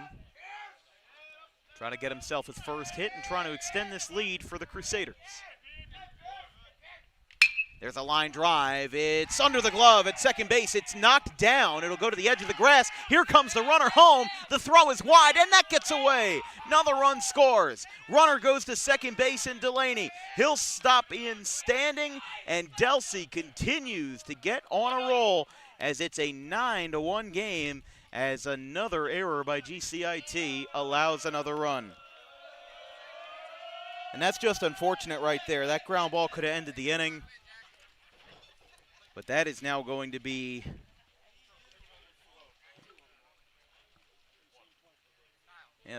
two errors. One on the second baseman on the fielding error.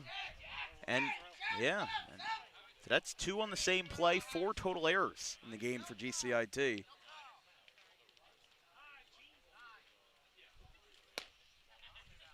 And you got to imagine if this lead holds, rain or shine Saturday morning, Coach Eppolite might have some infield drills for these gentlemen, as it has not been. Now, it hasn't been like Millville from earlier in the year where they had 11 errors in one game, but 4 is still not a number that you want to have, as that one's away. I actually looked through the numbers. This is our 19th high school baseball game of the year, but only 2 have had no errors in the field by either team.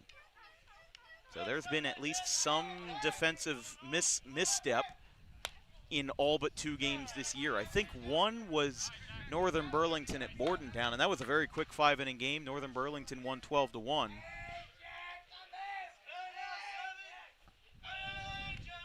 Two outs, runner on second. 3 runs home for Delsea. Fouled straight back.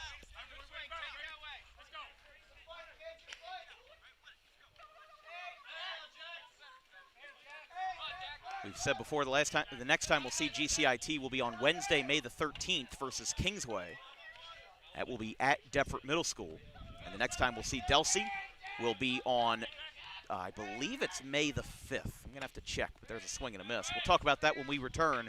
For Delsea, good things come in threes. And for that, their offense has done the same. 3 runs in the first, 3 in the third, 3 more in the fourth.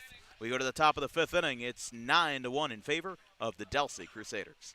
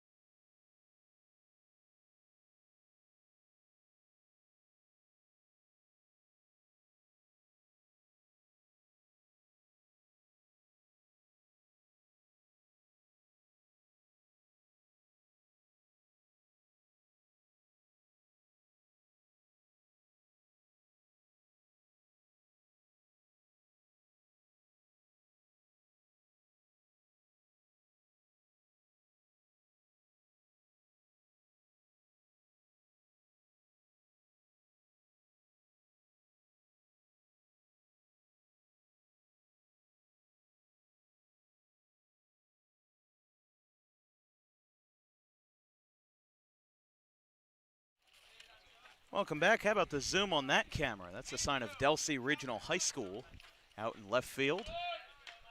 Pretty clear as day for a handheld camera, but it's a beautiful Friday afternoon. Without the blip of rain, it will be a perfect day for baseball, but 75 degrees at first pitch. Ethan Du Bois still working here. Alex Valle has been pulled from the game. Zach Hahn, the workhorse right-hander, he is in. And like we said for Delsea, seems like good things come in threes. They scored 3 in the first, 3 in the third, 3 in the fourth. And now GCIT is going to try to work overtime to get back into this game. First batter is Mason. Pardon. Yes, Michael Mason. This is a ground ball and the center field base hit. One way to get it started.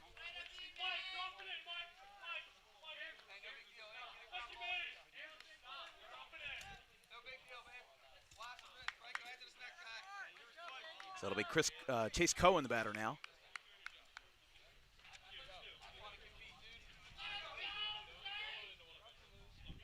Cohen versus Du Bois. It's done pretty darn well in this game so far. Only allowed the 1 run in the first inning on the RBI single by Jackson Dolson. Inside, called a strike.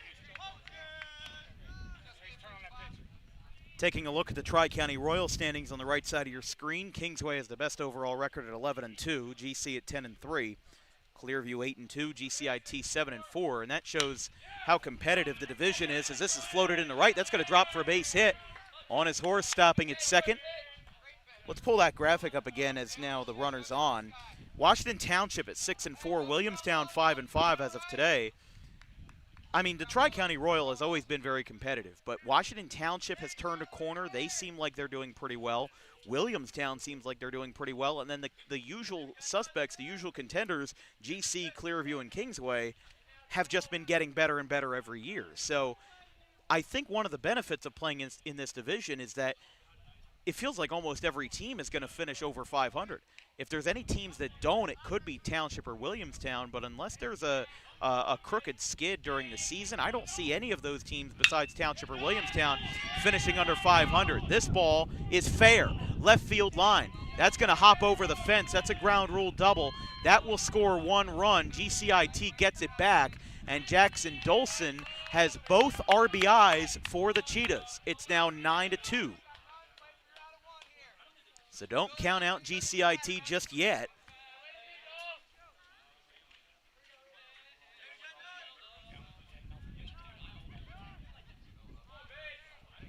Batter will be Gray versus the Delaware commit, Ethan Du Bois.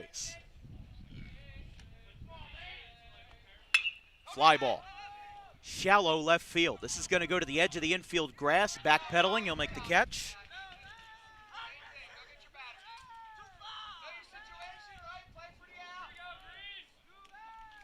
So Luby over at short makes the play for out number 1, but that's at least a way to get it started.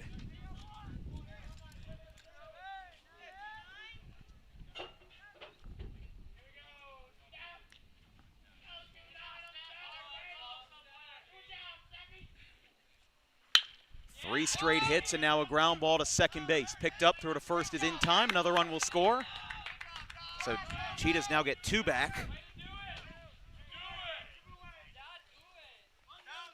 Out number 2, run number 2, and it's now 9-3.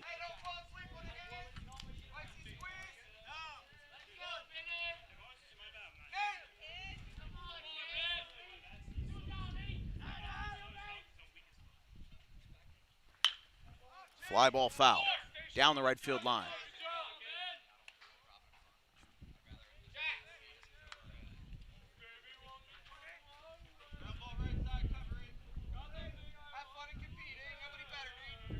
GCIT looks like they have American Idol auditions going on in the dugout as that one's going to get away. Another run will score. So that's 3 runs now as Dolson comes in. And like we said in the beginning, you do not need to be flashy to score a lot of runs. And GCIT is doing just that by bringing home 3 here in the top of the 5th inning as it's now a 9-4 game.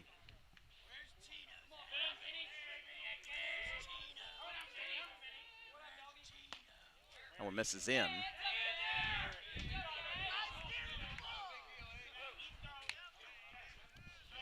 But this is exactly what you wanted for GCIT, is a pound-for-pound inning, something where Delsea has an answer, GCIT has a response. It's that call and response that really works so well in baseball. They're still down by 5, but the foundation of a comeback is there. High chopper, throw gets away. It's off the chain link fence. Green will go to second base. Stephen Green slides in head first. Rosas, gets in there. And with 2 outs,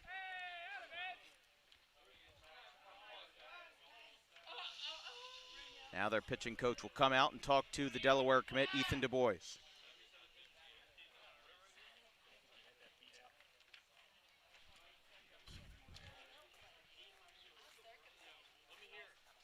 Again, we'll have Westchester baseball on Sunday between the Westchester Mighty Ducks and the Westchester Royals. Monday we'll be down in Elmer Township, New Jersey in Salem County for Woodstown and Shalleck, the 13th annual Elmer Classic. Tuesday will be Rancocas Valley and Cherry Hill West. Wednesday I get to go to the Phillies game, although I don't know if I should do that now, but 2 outs, 3 runs home in the inning for Foy. Wins away. I bought a ticket when they were winning, but I do what I love to do when I go to games. I occasionally, you know, if I get a good paycheck or whatever, go to a game solo, which there's nothing wrong with that. But the way that I like to do it, I buy one of those $3 scorecards, or I bring my own. I buy 1 aisle seat in the last row at the top of the 400 level, at the literal back of the stadium.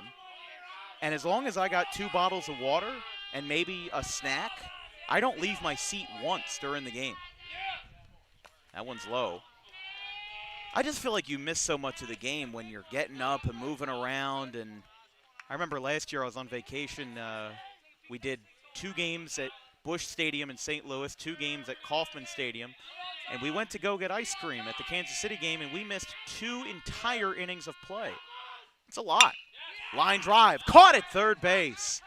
Great way to get up there and grab it as Du Bois gets out of it, but he does give up 3 runs. But as we said earlier, the foundation for sure is there. We go to the middle of the 5th inning and to the bottom half here in Franklinville. It's Delsea 9, GCIT 4.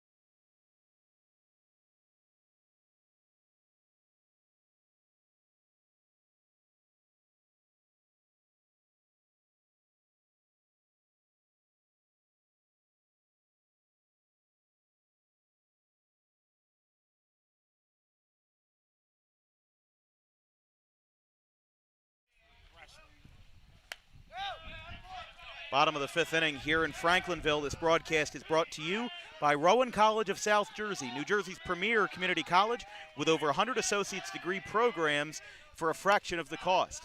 Get your education started for the right time today with registration for the summer and fall by visiting rcsj.edu. For athletic recruiting, visit rcroadrunners.com. This ball skied way up there towards first base. He's got room. Going over, he'll make the catch. And Mulhern is retired for out number 1. DeWitt will be the batter.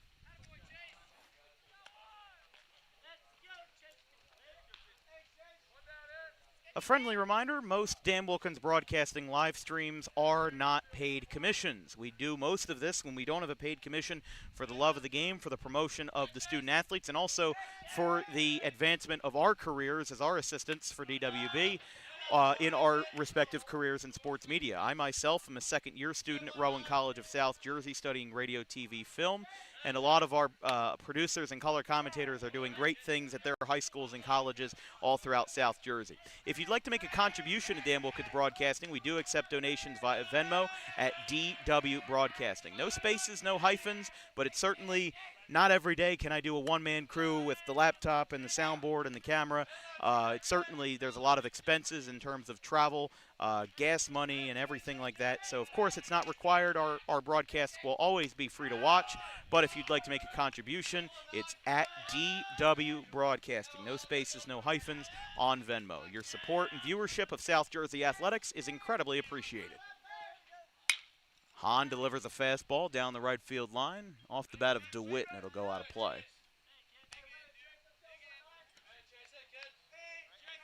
So clarification, when we do see GCIT next on May the 13th, that will be away at Kingsway, since one of GCIT's 2 losses was at home versus Kingsway early in the season. A strike 3 called, out number 2. So DeWitt is down, and that brings up the 9-hitter in Montana. So that will be on the road at Kingsway, 4 o'clock on the 13th. Next time we'll see Delsea will be Tuesday, May 19th, last week of the regular season, versus Gloucester Catholic. Feels a little unfair that the both times we're seeing Delsea this year will be versus Tri-County Royal opponents, but although considering it's 9-4, it seems like they're doing quite all right. These 2 teams have not played since 2024. These 2 did not meet in the regular season last year. Short chopper, third base. Dolson picks it up at the chest. Throw to first is in time. And a 1-2-3 frame for Zach Hahn. We go to the top of the 6th inning. 6 outs for GCIT and 5 runs to work with. It's 9-4 after 5.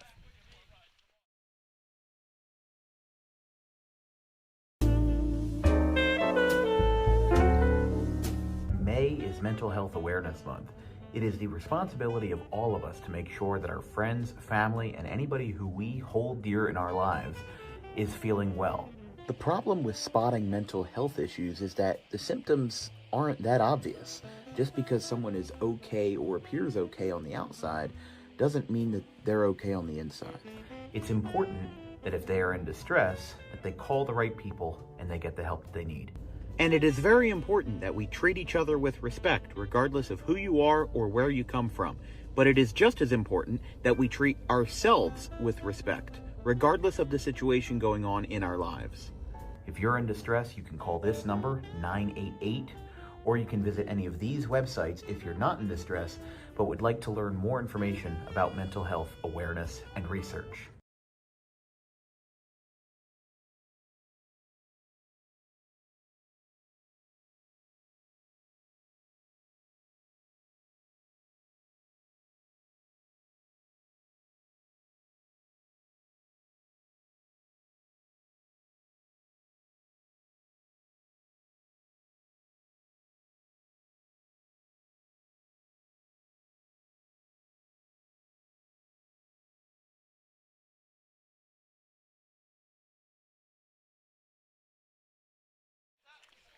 Top of the 6th inning here at Delsea Regional High School. I'm Dan Wilkins.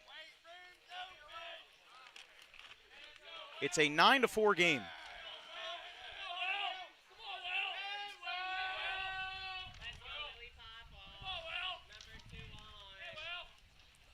Willie Popoff gets a strike called, 0-1 from Du Bois. Alex Valle was pulled after 3 innings of work, but it seems like that Zach Hahn has held down the fort for the most part. Is that one? Ooh, that one hit him right in the side. That'll put a runner on for the Cheetahs. I mean, they're down by 5, which is not insurmountable here, but you're really going to have to see, again, what restraint does Delsea have? Because, like we said, they have a game scheduled tomorrow in Margate versus Clearview, but the odds of that game being played are slim to none, unless you enjoy baseball's version of water polo. That's not really going to happen. But we mentioned before that the CVC, they have already postponed or rescheduled a lot of games for their schedule. They moved Absegami and Cherry Hill East. They moved that up. They moved Cherokee and Jackson Township. They moved that up. This ball skied by Murphy out to deep left center field. This one's hit pretty well out towards the gap. It is gonna one-hop the wall. Ground rule double, Reed Murphy. Stopping at third. I don't know if Popoff's runner thought that, I don't know if he knew that ball went out of play. That's Michael White. He was on his horse when the ball went out of play. Runners on second and third now as Reed Murphy. And they're going to pull Ethan Du Bois from the game. So he's done very well. But GCIT is knocking on the door, and they are knocking a little bit louder than Delsea would have liked. Waiting to see if Du Bois will take the field or if somebody else is coming in from the bullpen here. You could see a little bit of confusion. Du Bois not crossing that foul line yet. And see what the change is. Okay, so Du Bois will go to shortstop.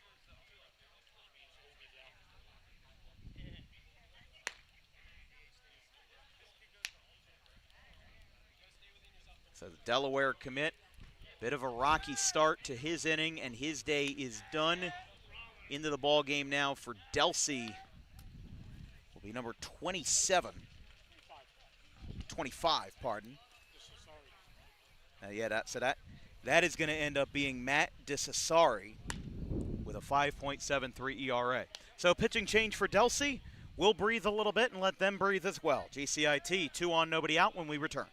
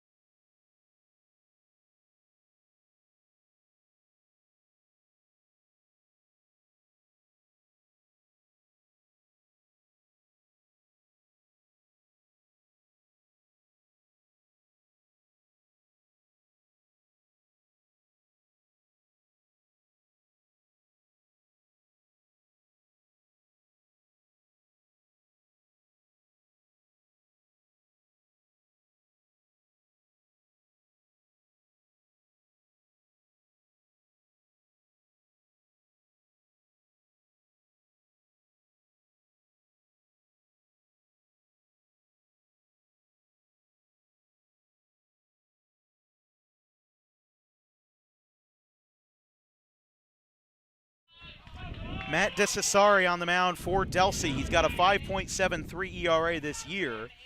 3 2/3, 6 walks, 5 Ks. It's his 4th appearance. Bunt. They'll say that was a called strike. It's 0-1. To Michael Mason, the shortstop. He last appeared on Thursday, Saturday the 18th versus Immaculata. A bunt put in play. Here comes the throw down to first. It's in time. Everybody holds. I don't know about that one. I mean, I understand what they're trying to go for with the sacrifice and squeeze, but that also kind of works if your runner on third has a bigger lead. That's my only gripe with it, but I think it would have been more effective to put the ball in play, because if you put the ball, let's say, between short and second, soft ground ball, runner's going to break from third. Delsea's up by 5. They're not going to take the risk of throwing the ball home. So bunting it down there and not really allowing the third base runner to come home, that's not my favorite. But that misses inside to Cohen.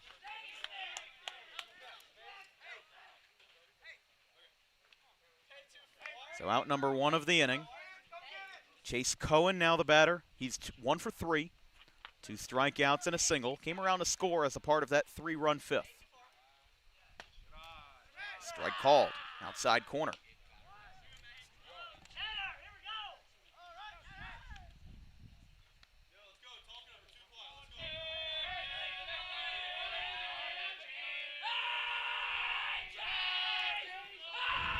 Ball 1 strike as some more light raindrops come down.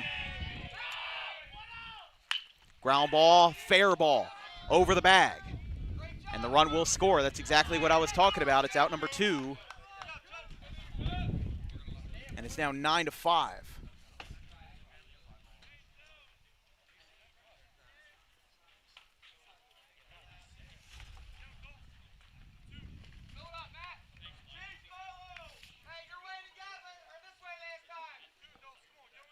Batter is now Dolson. Ground rule double in the 5th.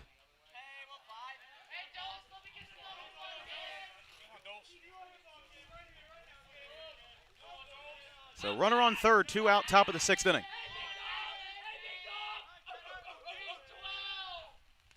That one is low. Some more drops coming down.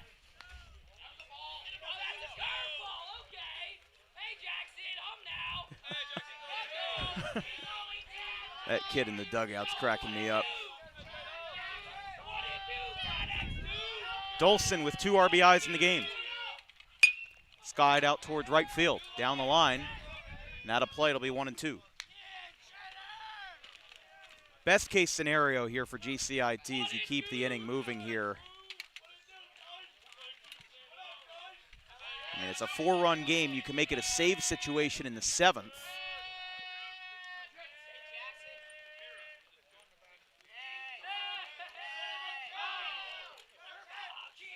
But the second pitcher of the day in Desasari,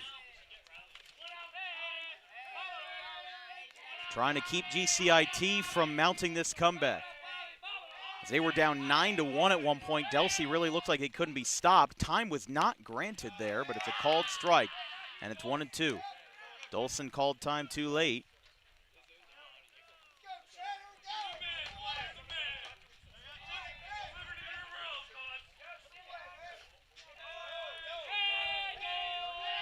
One ball, 2 strikes. And the pitch. Slow roller, hit to 3rd. It's going to go to short. Du Bois has the throw, and it's in time. Inning over. Du Bois off kilter makes the play, and the side is retired.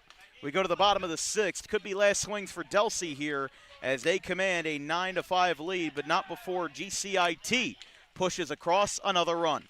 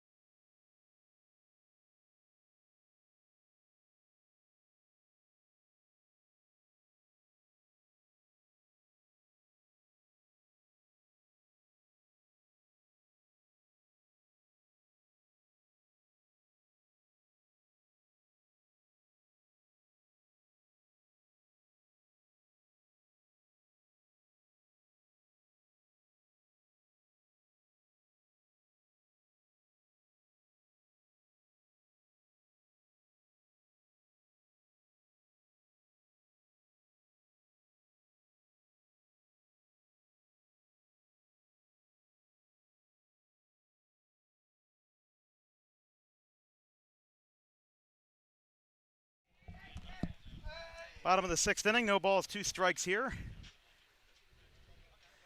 9-5 ball game. There's a swing and a miss. Du Bois down on strikes. No, I'm sorry, 1 and 2. I misheard. 1, 2, and 3. Some more droplets coming down. That one will miss. 2 and 2.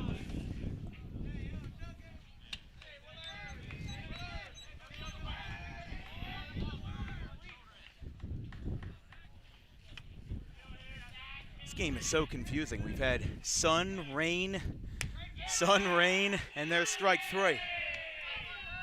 So out number 1 as Du Bois is retired. Out number 1. GCIT has a collective 9 strikeouts as a pitching staff.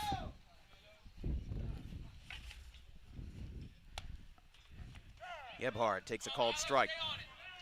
I will say, win or lose, this is an impressive mark by GCIT to come back from a 9-1 deficit and at least make it somewhat close. I know there's a decent bunch of teams that they won't exactly wave the white flag at 9-1, but they'll kind of make it clear that they're going to. It's outside. 2 and 1.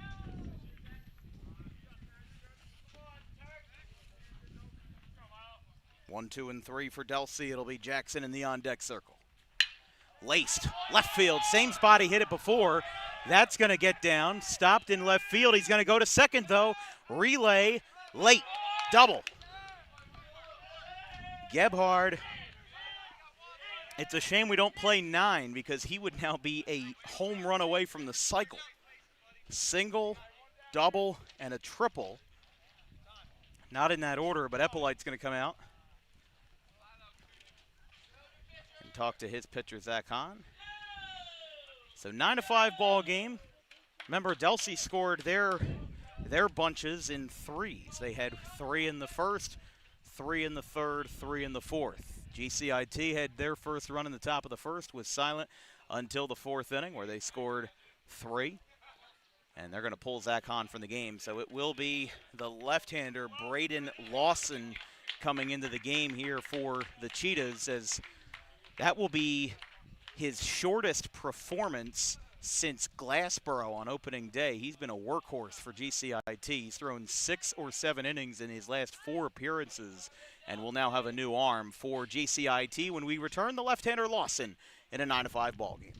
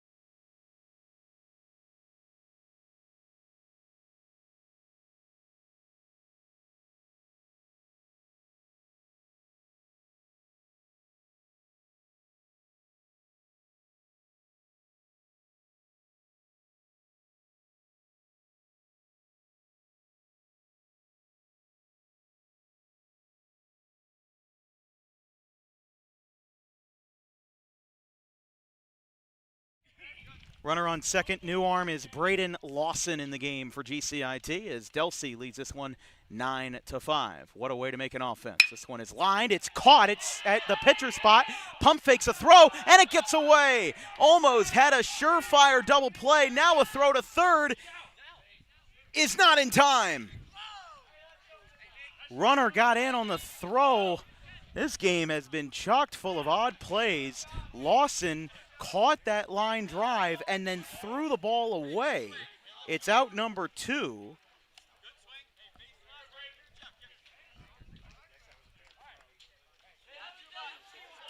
But Gebhard gets to third.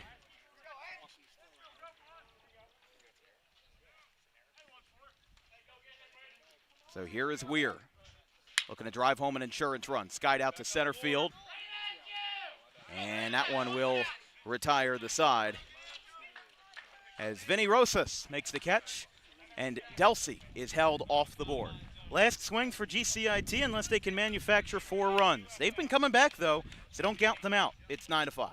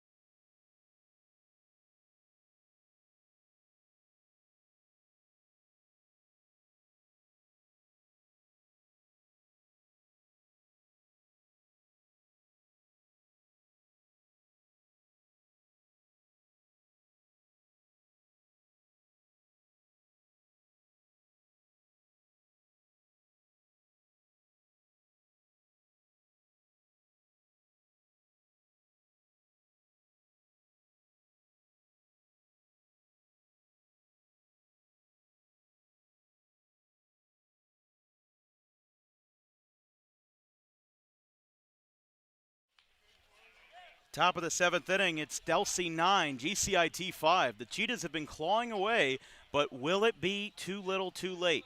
The pitcher, the right-hander for Delsea, as we said, is number 25 in DeCesare, who came in the 6th inning. He relieved Ethan Du Bois, who had 5 1/3 innings to his name, and will now see GCIT potentially take their last swings of the game.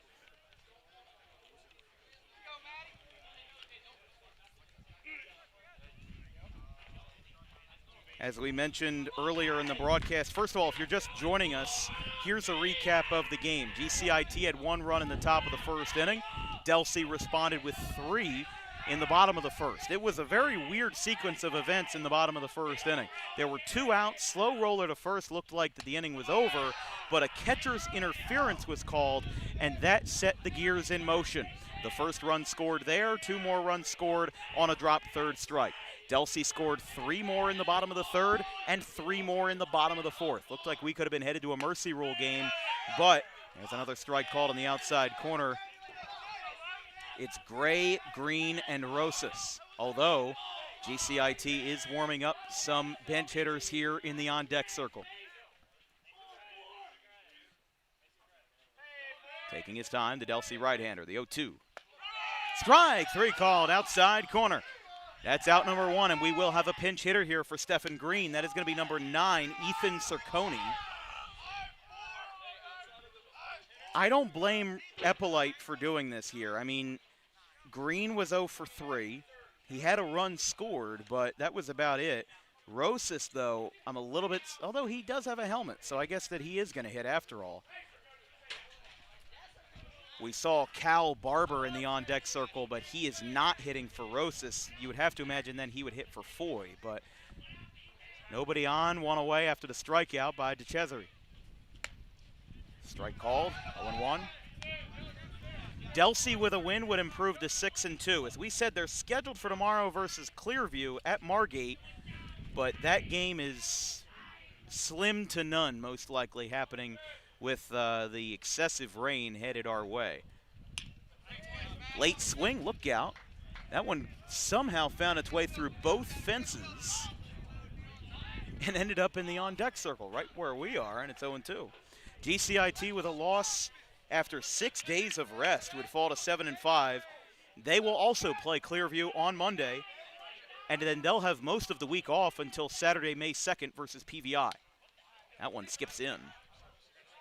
1-2.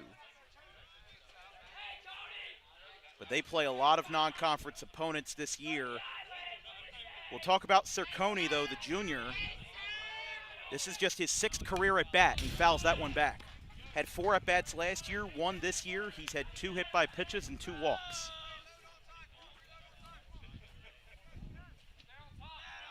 One away, top of the 7th.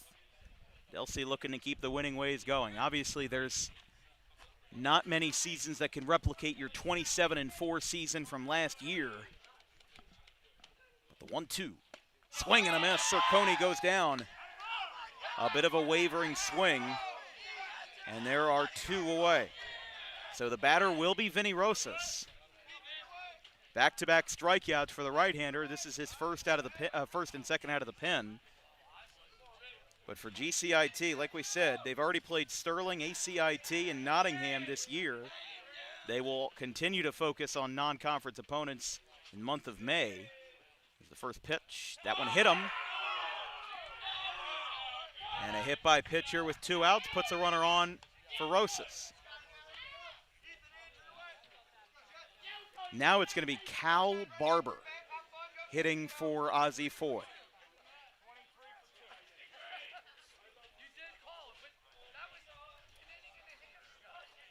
GCIT later in the season will play PVI, Camden Tech, Buna, and Vineland, along with Florence in their non-conference ventures. So you can't say that Rob Eppolite hasn't been making a lot of calls to get games scheduled. That one's outside. Like we said, the next time we'll see GCIT will be on the road versus Kingsway on May the 13th in Tri-County Royal play. Taking a look at those standings again. Kingsway leads the division at 11-2, GC at 10-3. Clearview 8-2, GCIT 4th at 7-4, Washington Township 6-4, Williamstown 5-5. That one's high, 2-0. GCIT, pardon, no pitch on the first one, so that is 1-0. Apologies.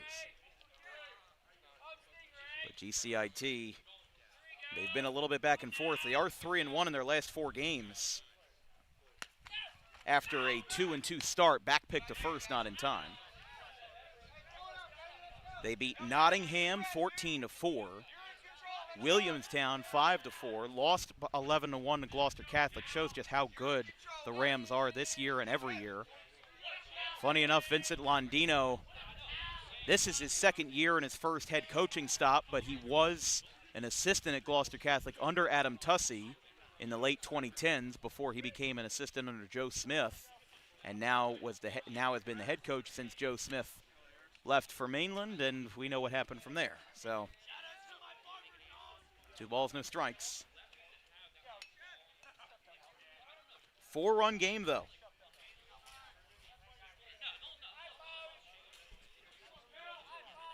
Two strikeouts to start the inning for DeCesare. Strikeout looking, a strikeout swinging, and a hit by pitch to Rosas. The pinch hitter is Cal Barber. Barber misses away. Count is 3-0. Barber, a sophomore. Batting .250 this year, 2 for 8. He made the start on Thursday versus Timber Creek, and he's going to get ball 4. So don't look now. But the tying run would be in the on-deck circle as we go to Willie Popoff in the top of the order.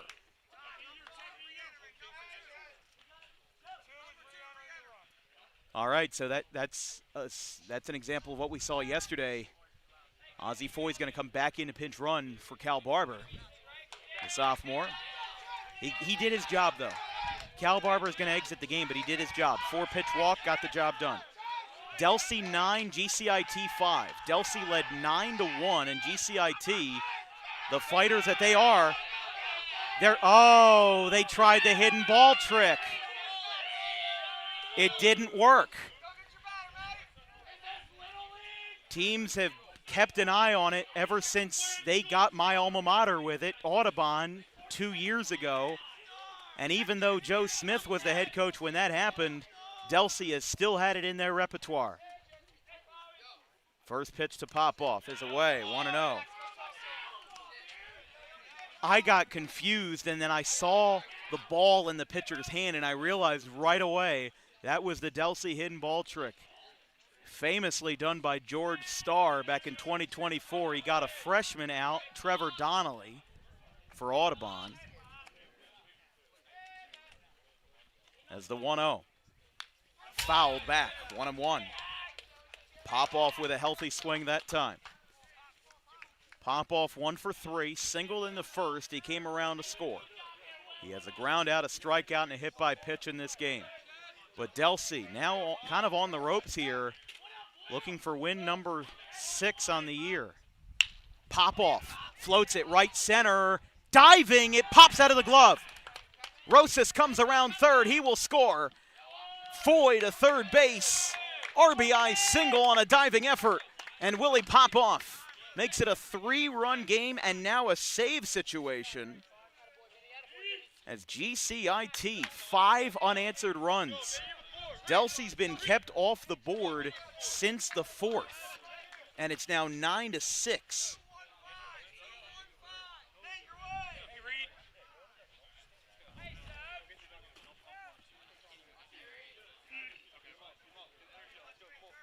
Nine to 6. Tying run is Reed Murphy.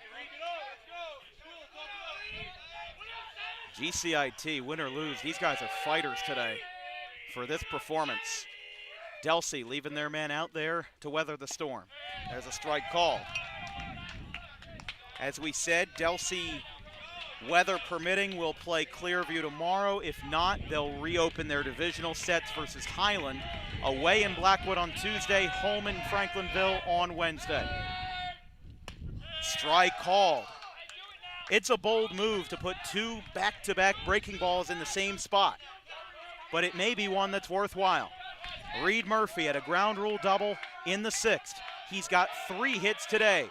He's not the guy that you want to face right now. Delsea's 0-2. Tapped foul. That's a smart move by Familiere there to let that ball roll. There was a chance that could have been fair, but it ended up bouncing back once he let go of it. But 5 unanswered runs for the Cheetahs here in the late innings. They were down 9-1 in the bottom of the 4th. Tying run up. The 0-2 to Murphy. Outside. 1-2. There's that split second at the end of a game where you can hear a pin drop, waiting for the call of the man in black. And tonight it's John Dubel behind the plate. 1 ball, 2 strikes. Fly ball popped up, weak contact. It's caught at first, a collision, but the ball game is over, and Delsea hangs on. With the tying run at the plate, Reed Murphy pops out, and the final score of tonight's game, Delsea 9, GCIT 6, but it was not without an effort. As down 9-1 in the 4th inning, GCIT scored 3 in the 5th, 1 in the 6th, and another in the 7th, holding the Crusaders scoreless in those late frames as Delsea picks up win number 6 to get to 6-2, and GCIT will fall to 7-5. Excellent ball game tonight. Time of game, 2 hours, 15 minutes. Your player of the game, I think, is going to have to go to Ethan Dubois, who had 5 1/3 innings, and really even though GCIT's rally started with him on the inning, there really wasn't enough of an offensive outburst from either side to warrant an offensive player getting player of the game. But either way, the UDEL commit picks up the win. The loss will be charged to Alex Valet, and there will be no save in the game, as even though it got to 3 runs, DeCesare stayed in the game during when it was not a save situation, so therefore no save credited to the right-hander. That'll be all for us tonight on Dan Wilkins Broadcasting. With some clouds coming in, we'll try to make quick work of this equipment. From our entire crew, our social media coordinator, Haley Mejia, our graphics crew, Caleb Lane, Carson Rosso, and Fisher Giannotti. I'm Dan Wilkins. We'll see you on Sunday, weather permitting, from Pomona, New York for the Hudson Valley NABA game of the week down in, or I should say up in Westchester County. Our next high school game will be on Monday, April 27th, between Shalleck and Woodstown under the lights from Elmer Higgins Park. Have a good one, folks.